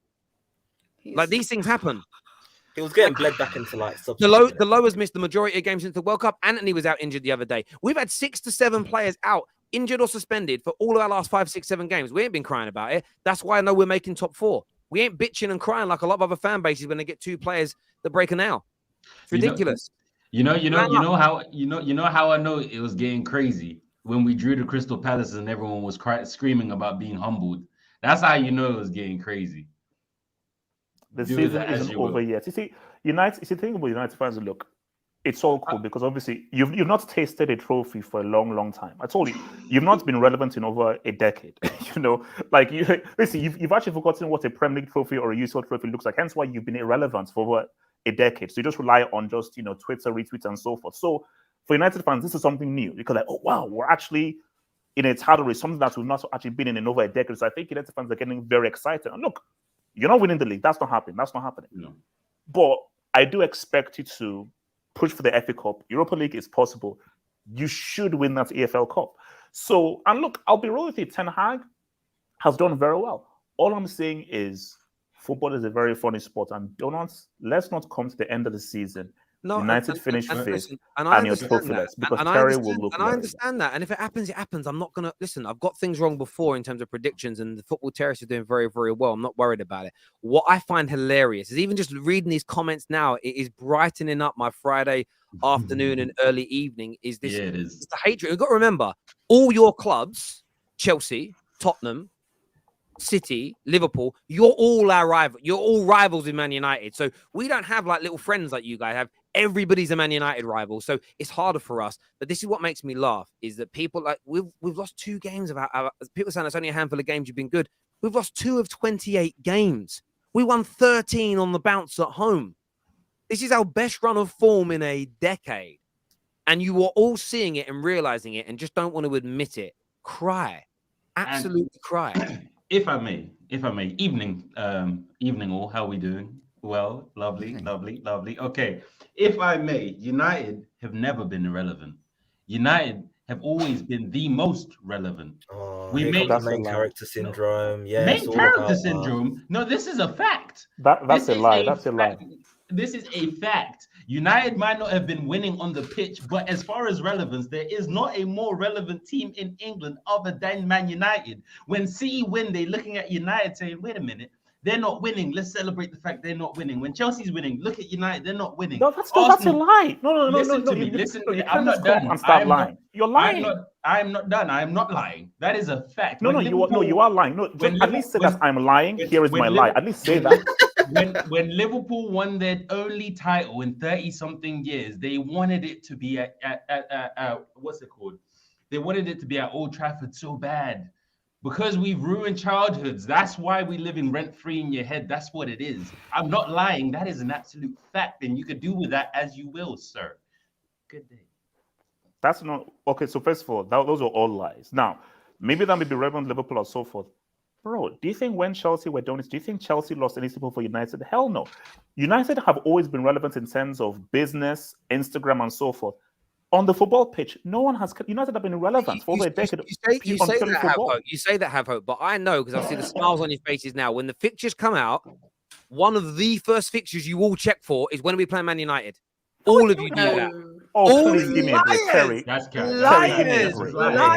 You're doing a lot. You're doing too much. Terry, this is desperation. Terry, you are desperate. And I'm looking at Fulham. I'm looking at Brentford. I'm looking at Now you're lying. You're both lying. Finished in sixth. Let's play that team who finished in sixth. Yeah, man. Yeah, come on, give me a break. Yeah. Oh, can't wait to go to see Ollie at Old Trafford. Oh, big game that. You all look for it. Every single one of you. Spurs Arsenal fans will check when we're playing Spurs, when we're playing Man United, then a little bit of Chelsea. Spurs look for Arsenal, they look for Man United, they look for West Ham. City definitely look for Man United. Liverpool definitely look for Man United. Leeds look for Man United. You know, Chelsea don't look for Man United. Definitely check when you play Man United. You're a liar. I'm sorry. It's not one of the... It's very simple here. I'm happy United are now coming back into relevance. We've missed you. Welcome back to the club. But for over a decade, you've been irrelevant footballing-wise. No one has cared about you. You've been irrelevant. While Chelsea were winning Champions Leagues and league titles, you were irrelevant. If nobody cares about us, why, when Man United lose, do all the Man United fan channels trend with rivals laughing at them? If they're not relevant, and you don't care about us, why would you do it? So I would say this, right? Arsenal haven't won a Premier League title in 19 years, but everybody cares about Arsenal when they lose. That means they're relevant. Facts. No, it's just good comedy, to be honest. No, but means they're relevant then. If they weren't relevant, you wouldn't laugh because when Brighton lose, do you guys go to their fan channels and laugh? Yeah, Seagulls Fan TV. Good watch. Exactly. Get out of town, Lies. All been exposed. We've got some super chats here. We've got some super chats. This says, Terry, why do you have clowns on the terrace, i.e. have Oh, hope? shut up, man. He's not a clown. Have hope's not a clown. They hate us because they aren't us, is what Jay Brew's got to say here. This says Arsenal. So we'll come back to Arsenal in a moment. Are you getting back on top? Man United will challenge for the Premier League next year. That is my genuine belief. Just as I predicted at the start of the season that Arsenal would become title challengers this year, Man United will become title challengers next year. They're building towards that now. I believe if we had the new owners prior to January and we went out in January and bought a world-class striker and another world-class midfielder, we would have challenged this year. If you take out Sabitzer and Weghorst and I'm just going to throw names in there like De Jong and Harry Kane, we challenge this year. I truly believe that. Even if you just put Harry Kane in for Weghorst, we could win the Premier League this year. That's how close Man United are. We're a few players away and a bit more time with the manager. United fans have been in more title races than all other clubs combined. They are not dumb enough to be baited into saying they are in a title race, top 4. I agree. I've been in title races. I think United are improving massively. We're overachieving this year. We've been excellent, but we're not quite in a title race yet, in my opinion. Nabil here says, once Qatar takeover happens, can you bring on Hassam? I do feel a bit sorry for Hassam. He's being cooked on that now. He's being flogged. It's a long day for him, man. It is. Have hope. If United save their entire annual revenue for 4 years, they can buy Chelsea. We don't need to break FFP, kiddo. That's for small clubs like Manchester City, is what Nabil says there. There we go. This says, what does this one say here? Already done that one about Hi Colleen. There's another one for Colleen in here. This is Blade. Aren't you embarrassed spending 600 million plus and then showing this type of football? Look at Eric Ten Hag. That's a real manager doing it with no squad depth. Thoughts? Wait, is he calling me Blade? Yeah, you Blade. Yeah, I would assume. I would assume he's calling you Blade. With With glasses. glasses, that's Yeah, I'd you. assume it's Sure. you. Alina, can you mute your mic, please? No one wants to hear you talk, please. Hey, so, yo. Here's the thing, though. At the end of the day, I see that you're a United fan.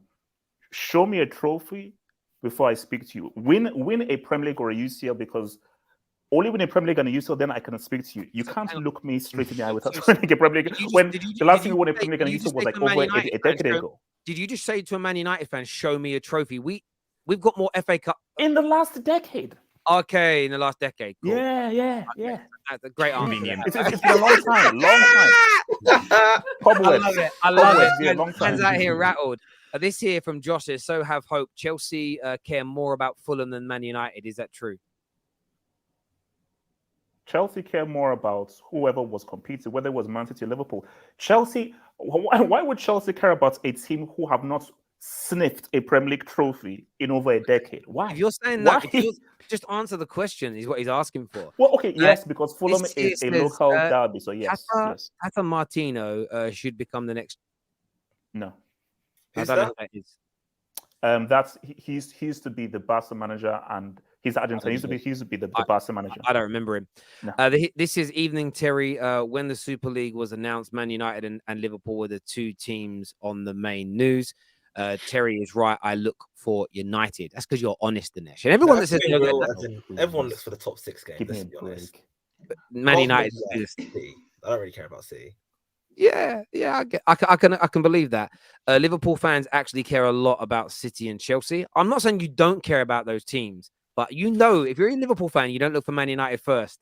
I think you need to have a word with yourself. Like, I look for Liverpool first. I look for Liverpool first, Arsenal second, City third, and then Chelsea. That's my order that I kind of do it in, and then Leeds and Tottenham is the order of games I look for in terms of importance to me. But I suppose age group is relative to it, because obviously my childhood was Man United, Arsenal, so that's like a big thing that can change that up. Speaking of Arsenal, we don't need to, Terry. We don't need to. I need.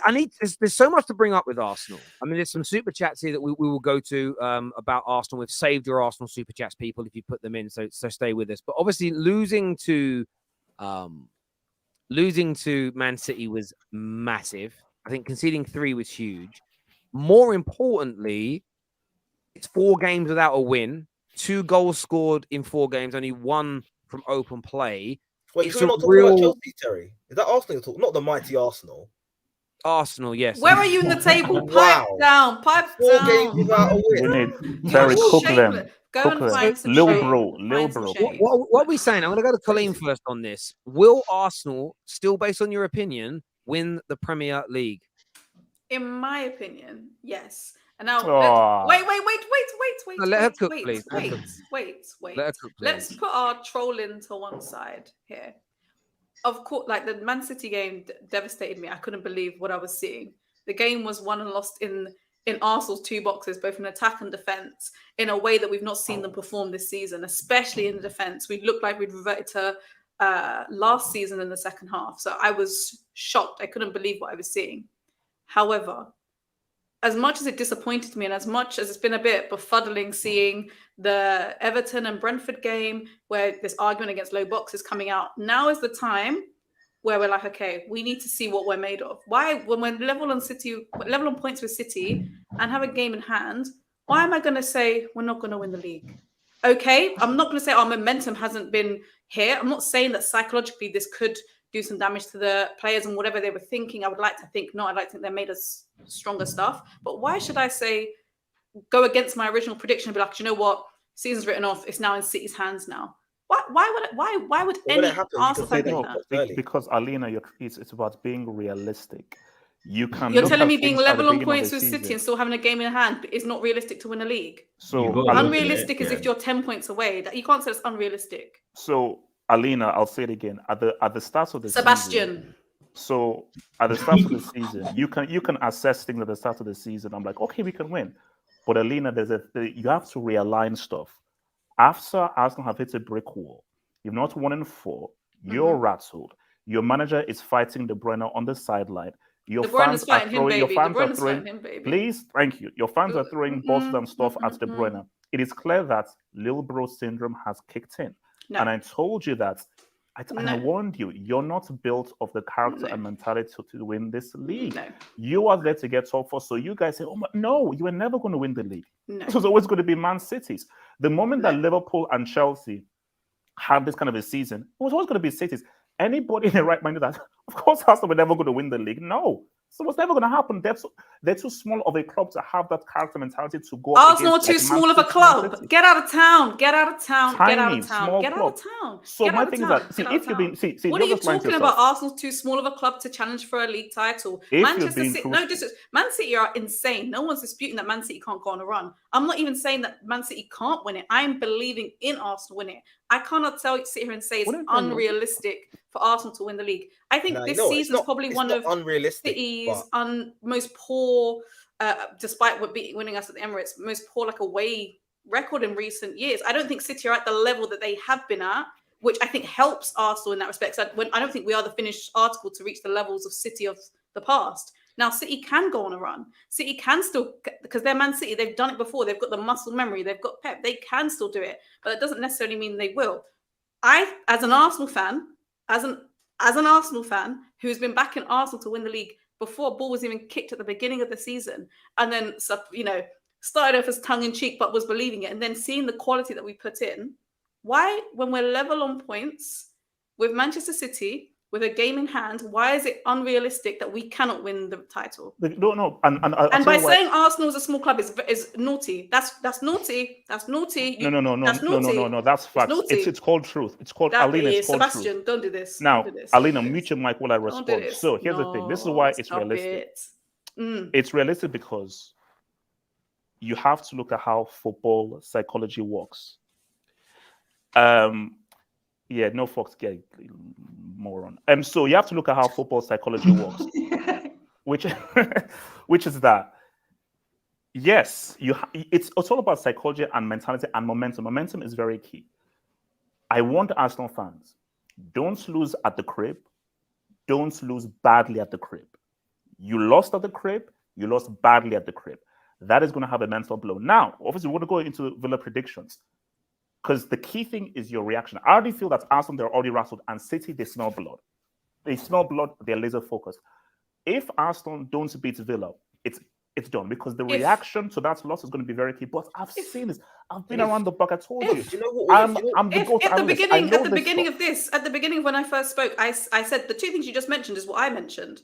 We're singing from the same hymn sheet, but you're just trying to troll Arsenal. No, I no, said your hymn no. sheet- I said that I'm not saying it hasn't taken a psychological blow against the boys. I said it like something like that. I would imagine it would, but I would hope not. And I also said it would be very key how we respond against Villa, because if we don't win against Villa, then it gets tricky. So we're both saying the same things, but I'm thinking you cannot say it's unrealistic when we don't even need to use the term mathematical.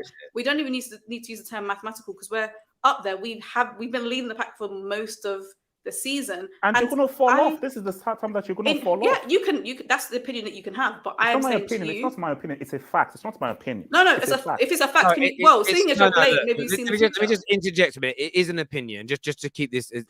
Like I want to keep this conversation flowing. What are you saying, Roy? Because Arsenal are now three. Go on. I want your opinion on will Arsenal bounce back from this slump? I actually clocked Arsenal were an elite side last season. They just got shafted by injuries. And then this season, I actually had a lot of faith in them to win the league. But my prediction's not changed. I still think they will manage to see it out. Like I said, I haven't seen the consistency I want from City. But that win from City should open a lot of eyes as to what they're capable of, because they came to your backyard and they didn't even need the ball to win. They said, you can have it. And for a Pep side, that's a complete antithesis of what they usually do. They usually dominate the ball, pen teams in, and just relentless wave after wave of attack, and then until you crumble. But Arsenal were actually the ones pressing high, keeping the ball in the opposition half. And you know what? That was a ruthless win of champions, because City sat back. And yes, I'm not going to lie, it was two mistakes. I think one from Gabriel and one from Tomiyasu that gave them 2 goals. But like when you're going for a title, you take every goal you can and you keep it moving, and that's what City did. So I haven't seen the consistency I want from them yet to put them above Arsenal. But if Arsenal don't beat Villa and then City win their next game, I'm going to start thinking, I think that win against Arsenal might have kick-started City's season and might have been the nail in the coffin for Arsenal if they don't beat Villa. The reason I bring this up, the reason I asked the question is there's a comment that came in a minute ago, I've lost it now, that says it's February, not April or May. And the reason I asked this is because I've seen a lot of Arsenal fans. Rivals were always going to do this. Rivals, people have been calling me out saying, Terry, you said people are scared of Arsenal. And of course, I play on that word because it's a word that especially grown-ups don't like to admit. No grown-up likes to admit to be scared of anything, whether it's the dark or Arsenal. The word scared is reserved for children. So I use it as a little bit of a joke. But everyone knows Arsenal are a proper team again.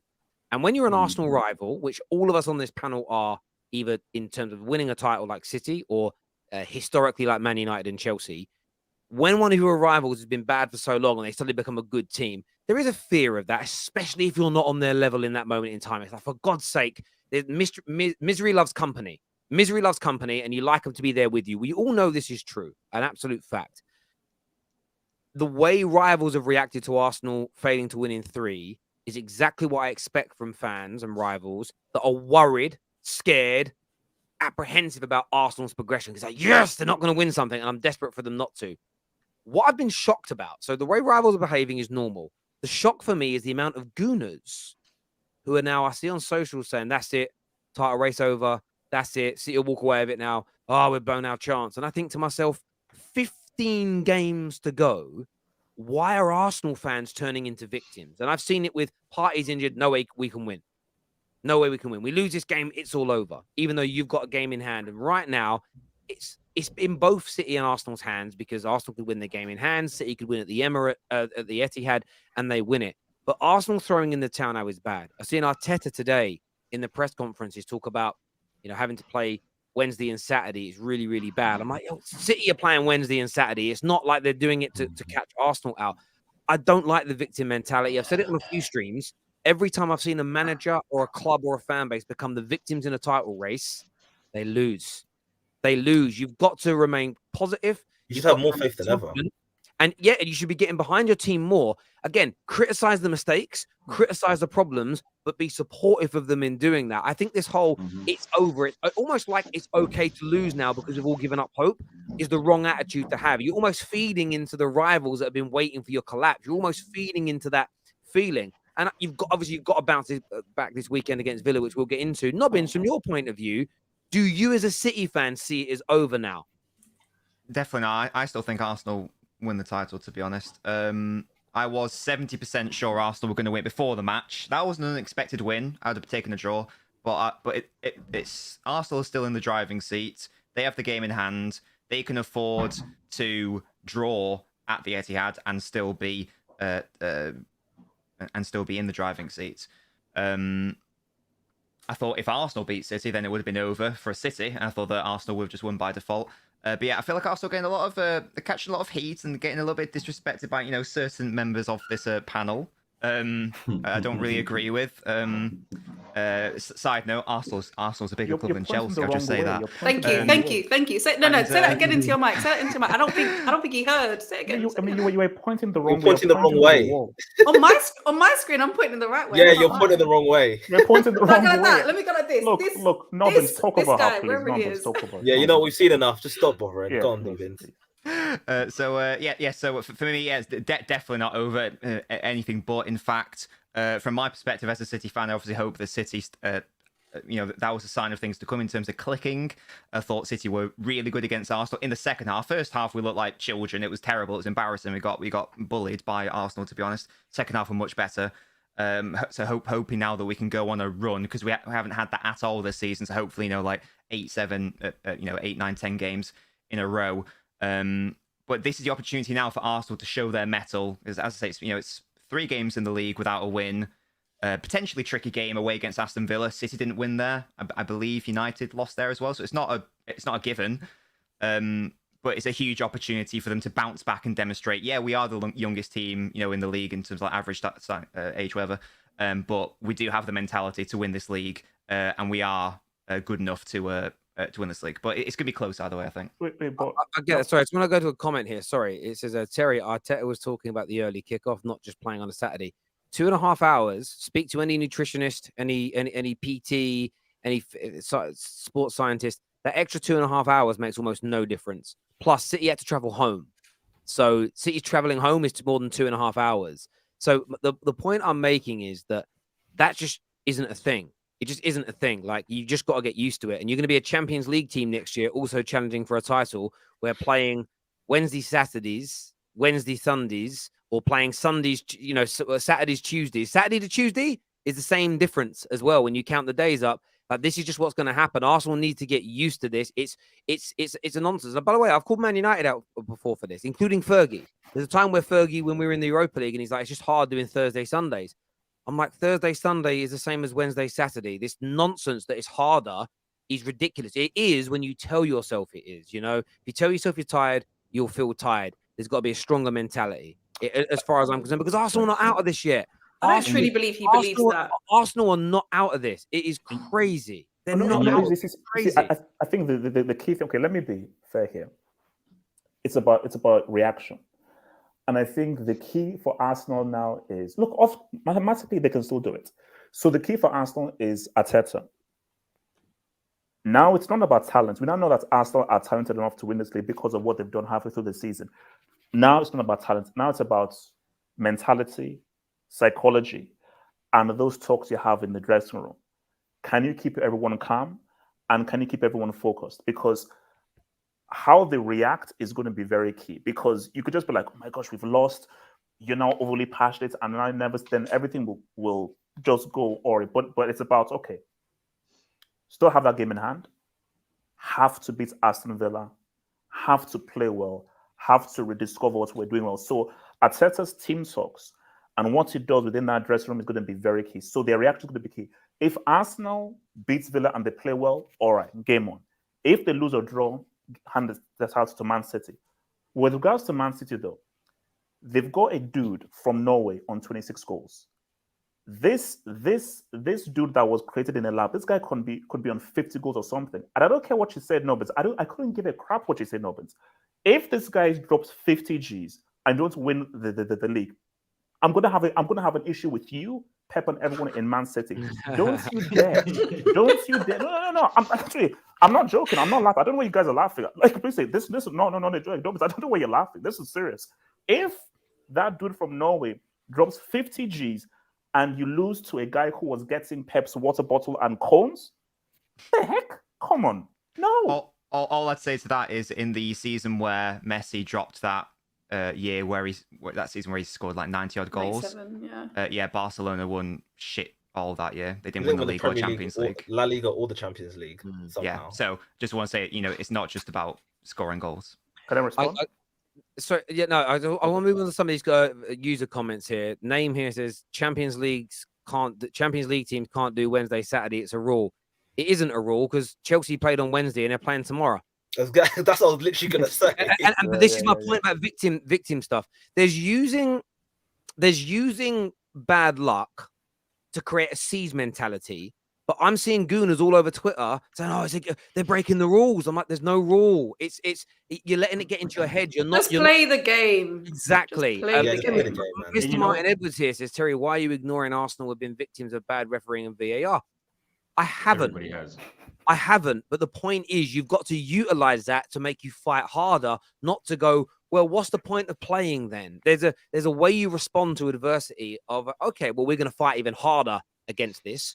Or, and that's what Fergie did. Fergie would moan about things, but it would be harnessed into a weapon. It make everybody more confident, more aggressive, and fight for it more. What you can't do is throw your toys out your pram and say, throw the towel in the ring and say we're giving up. You've got to be stronger than that as a fan base. This super chat. Sorry, I was going to go for these super chats here. Sorry, bro. I was going to get because there's so many of these. This is here. I'm sensing unresolved love interest vibes between Colleen and Hope. She's Mateus. just bullying me. She's a cyber bully. She's a cyber bully. Interesting.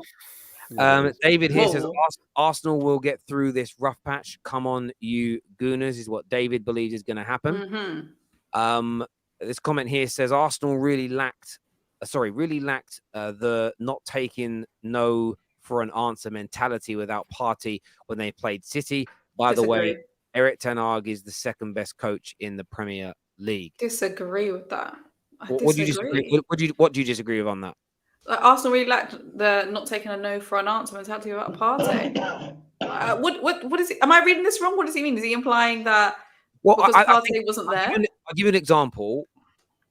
When the news of Partey coming out happened, 90% of Arsenal fans that I personally saw online, we lost the game. Exactly. I couldn't believe this mentality. George, how are you doubting a serial time winner who was playing with a bunch of bums at Chelsea this past season? His relax. Listen, he was always going to come out and perform. I didn't expect him to perform to the level that he did. He was amazing. I think he was one of our better players. And I know that, this season's been a tough one for him. And what player has it not been at Chelsea? But that kind of mentality being like, oh, there's no party, so it's all over. It's a squad. It's a team sport. Now, listen, if it was someone like Lokonga, something like that, then I'd understand. Very young, very raw, can't play that role. But it was pathetic. In my opinion, it was pathetic. It was pathetic.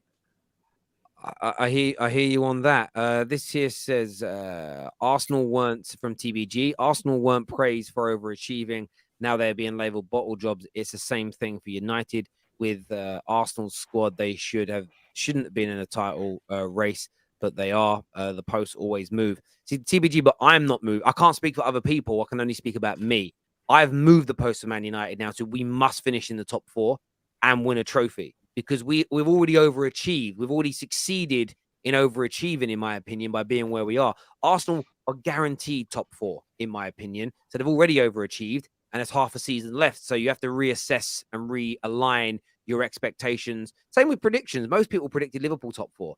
Most people don't believe that anymore, is what I would say. I think it's a fair thing. Yeah, if they win this weekend, suddenly everyone's minds will change. Mateus here says, Blade with the wielding glasses talk so much BS. He actually believes Chelsea is a bigger club than Arsenal. Yeah, we are. So... You're not. Yeah, I do. And also, my name is HH, Mr. Matthew, whatever the hell your name is. James here says, have hope is just jealous of Arteta's hair. That's why he's hating. But this guy's Bit harsh.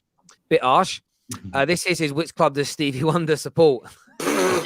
Have hope. Can you just do the little head jig he does? Just Lovely. go on. Just go. Isn't she wonderful? Go on, give us a sample. Go on. Give us a little line. A little bit of My Sharia Moore. We want to hear it. Come on now. Go on, Hope. A little bit of Saturn. Well, I mean, I'm waiting for the next super chat to come through. Okay. So, This is Roy at the beginning. You doubted Ten Hag being good for the Premier League. Now look at you. Wish Chelsea had him as your manager. Also, where's Jess, George, Hussam, and Zayn? Zayn doesn't do this show. Hussam was out busy. Jess, I mean, I'm not gonna lie. I live in the same house as Jess. I haven't seen Jess for 2 days. I haven't seen her. I just haven't seen her. George's again busy. Still on his George's busy. Of course, Spurs fans very busy today, as always. This here from V33 says PL 2017, FA Cup 2018, League Cup 2015, Champions League 2021. Just one relevant title in 5 years. You ain't even serial. Okay, he's forgetting the Super Cup and the Club World Cup and the Europa League. What does this guy say? Let's not act like we weren't winning shit. It's like Roy. These guys are. I think we won the league. that's just we just have as losers well. mentality, man. We won the. This guy's waffling, man. Waffle. Thanos here says a game in hand irrelevant. We play again, easy 2-0 for City tomorrow. We'll come on to those predictions soon. Nottingham Forest. Oh yeah, that's comfy. This question here is hi Colleen, lovely to see you again. Are you still confident the midget Arteta will lead you to the title? Yes. The beautiful man will lead us to the title. And in fact, everyone on this panel is invited. Come and join me in N5 when we parade down the beautiful Prem Trophy in red and white. You're welcome. What trash are you saying, man? No one even wants to comment to. I just find that honestly, like people are going to say I've got an agenda. Again, I've got an agenda to back Arsenal. What I find really weird is the same people that said you can't predict Arsenal winning the league in February are the same people saying it's over. The irony is weird to me. It's very, very weird. But if City click into gear and just don't lose, and of course, because that means they beat Arsenal at their stadium. But I think this is more on Arsenal. I'm not going to lie. This is about Arsenal. When they go into that game tomorrow against Villa, yes, they've got to be tactically right and not make mistakes, blah, blah, blah.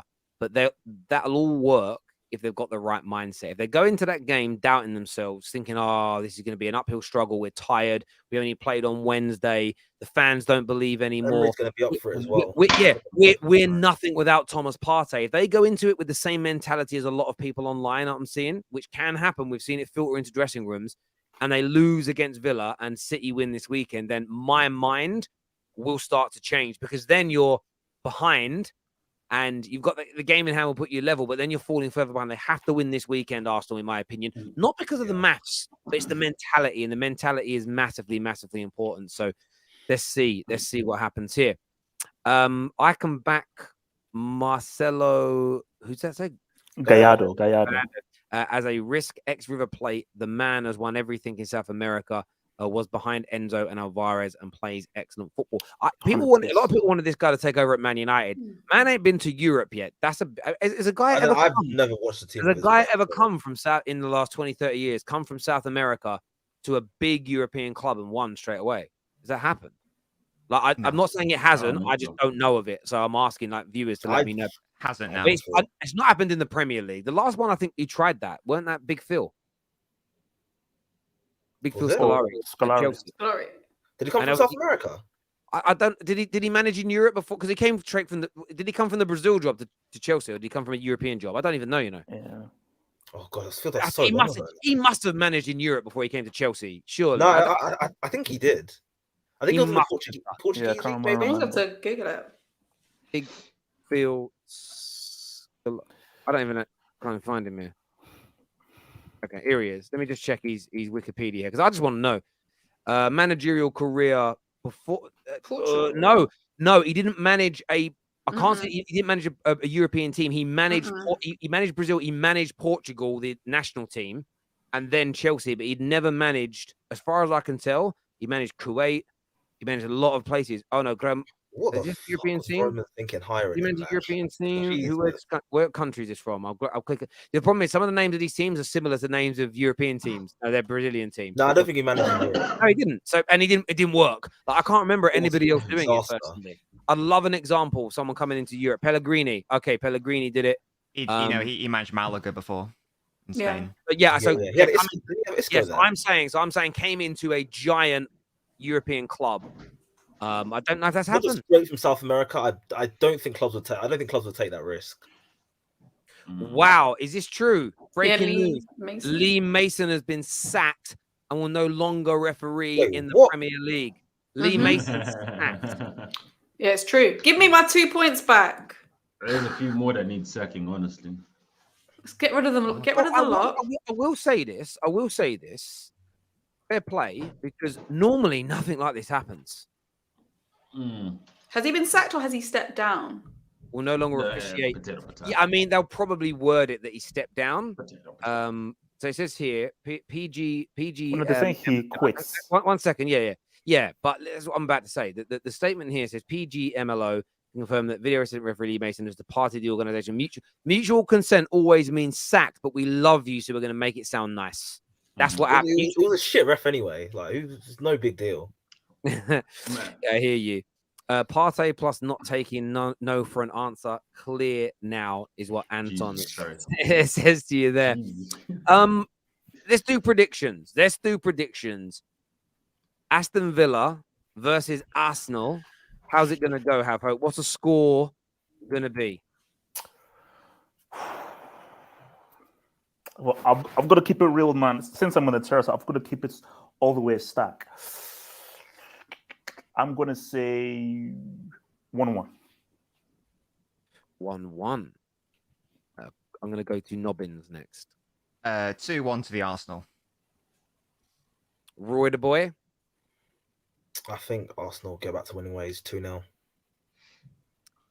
Dizzy. I think the good thing for Arsenal is this is the first blip that you've had. The bad thing is this is the first blip you had, and it feels like the world's crumbling. So I will say, to be honest, I back Arsenal to go on another bit of a run. I think the next test will be the real test. So I'm gonna go 3-1 Arsenal.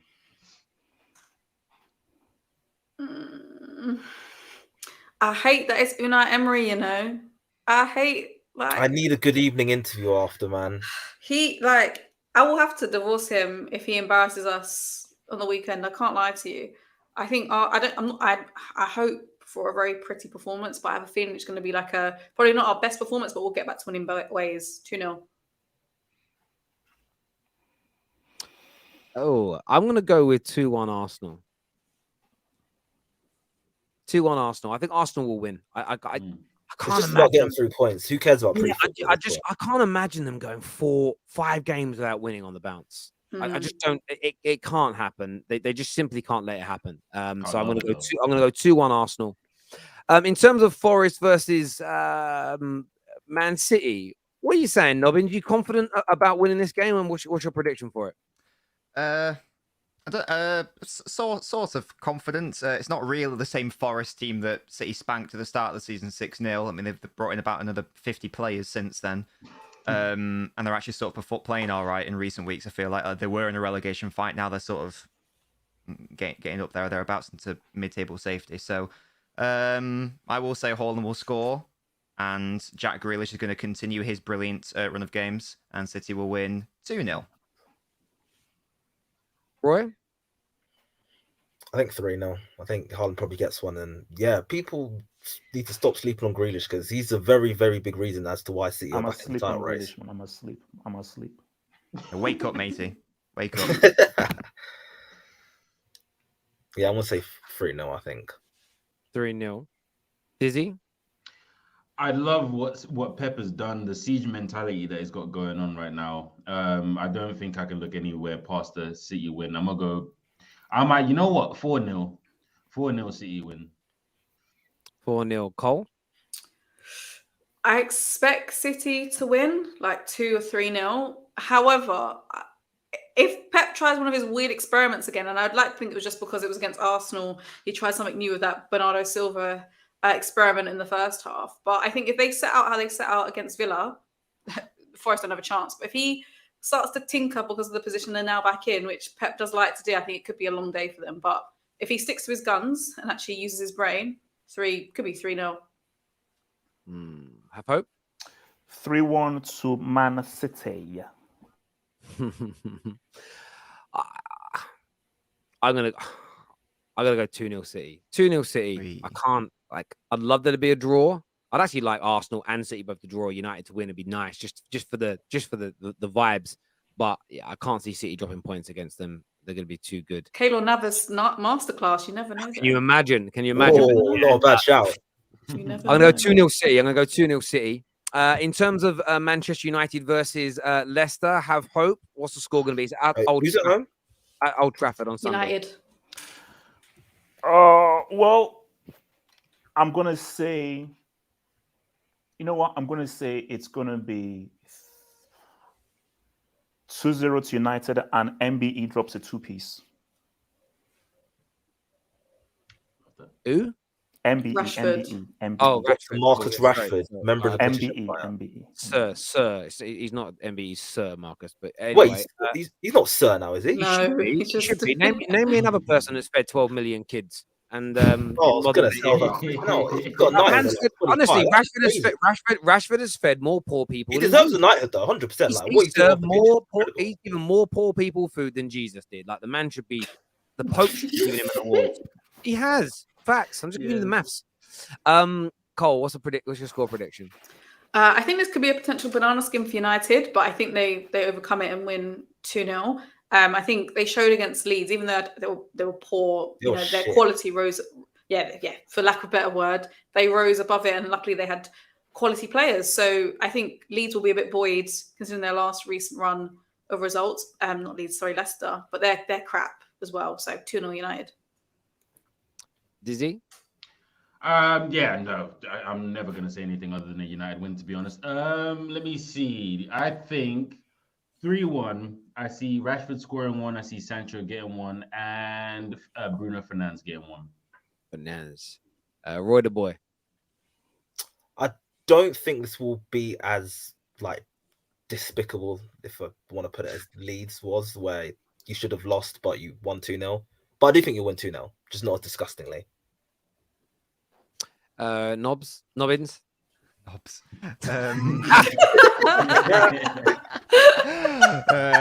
that, Terry. We like that. 1-0 United. It won't be a walkover. Leicester will make it hard for them, but United will get over the line. See, I'm going to make a bold prediction here. United have been teetering upon the edge of a battering of people for a while now, and the Leeds games are really hard. Leeds, Leeds, we should have put 4 or 5 goals past. Last night we should have done it. I think this is going to be the game. So I'm going to go with 4-0 to Manchester United. Early goal. Shambolic defense. Yeah, Leicester are not good. I'm not predicting something that's mad here. We're at home. The crowd's going to be well up for this, and I think we'll attack. This isn't going to be like the Leeds games where there's the derby rivalry. We had a great performance against Barca. I think we smash them up. 4-0. Sorry, George. I know you've been a long time viewer. I'm sorry, bruv. You know I love you. But I listen, 4-0 United smashing. And listen, if we do that and there's a few drop points on Saturday, that's what's going to be really interesting. If there's any drop points between Arsenal and City when is City playing on Saturday as well? Saturday at 3 p.m. Yeah. Arsenal the early kickoff, 12:30. Right? More rules being broken, playing Wednesday, Saturdays. This is atrocious. What's going on? All these rules being broke. Listen, I want to say thank you to all my panelists tonight. Have Hope, Colleen, of course, Dizzy, G that was with us earlier, Roy the Boy, and man like Nobbins. My viewers, you're amazing. My subscribers, you're brilliant. My super chatters and members, you are sensational. Please make sure you hit the like button before you leave. Subscribe to the Football Terrace. And yes, Qatar's bid for Man United will drop around tonight's 10 p.m. deadline. It's also a soft deadline, by the way, which means you can get it in tomorrow. It's not going to be a problem. It isn't a hard deadline. Enough interest, they'll delay. Yeah, exactly. So Arab money is coming down. Oil us up, baby. Oil us up. Oil us up, baby. Yeah. I'm going to go out tonight. And just fill my car. I'm going to find what petrol stations in England use Qatari Fuel. I'm going to fill my car up with it. Do you know what I mean? That's what I'm going to do tonight. Listen, everyone, thank you. Goodbye. God bless. And we'll see you all again soon. Peace.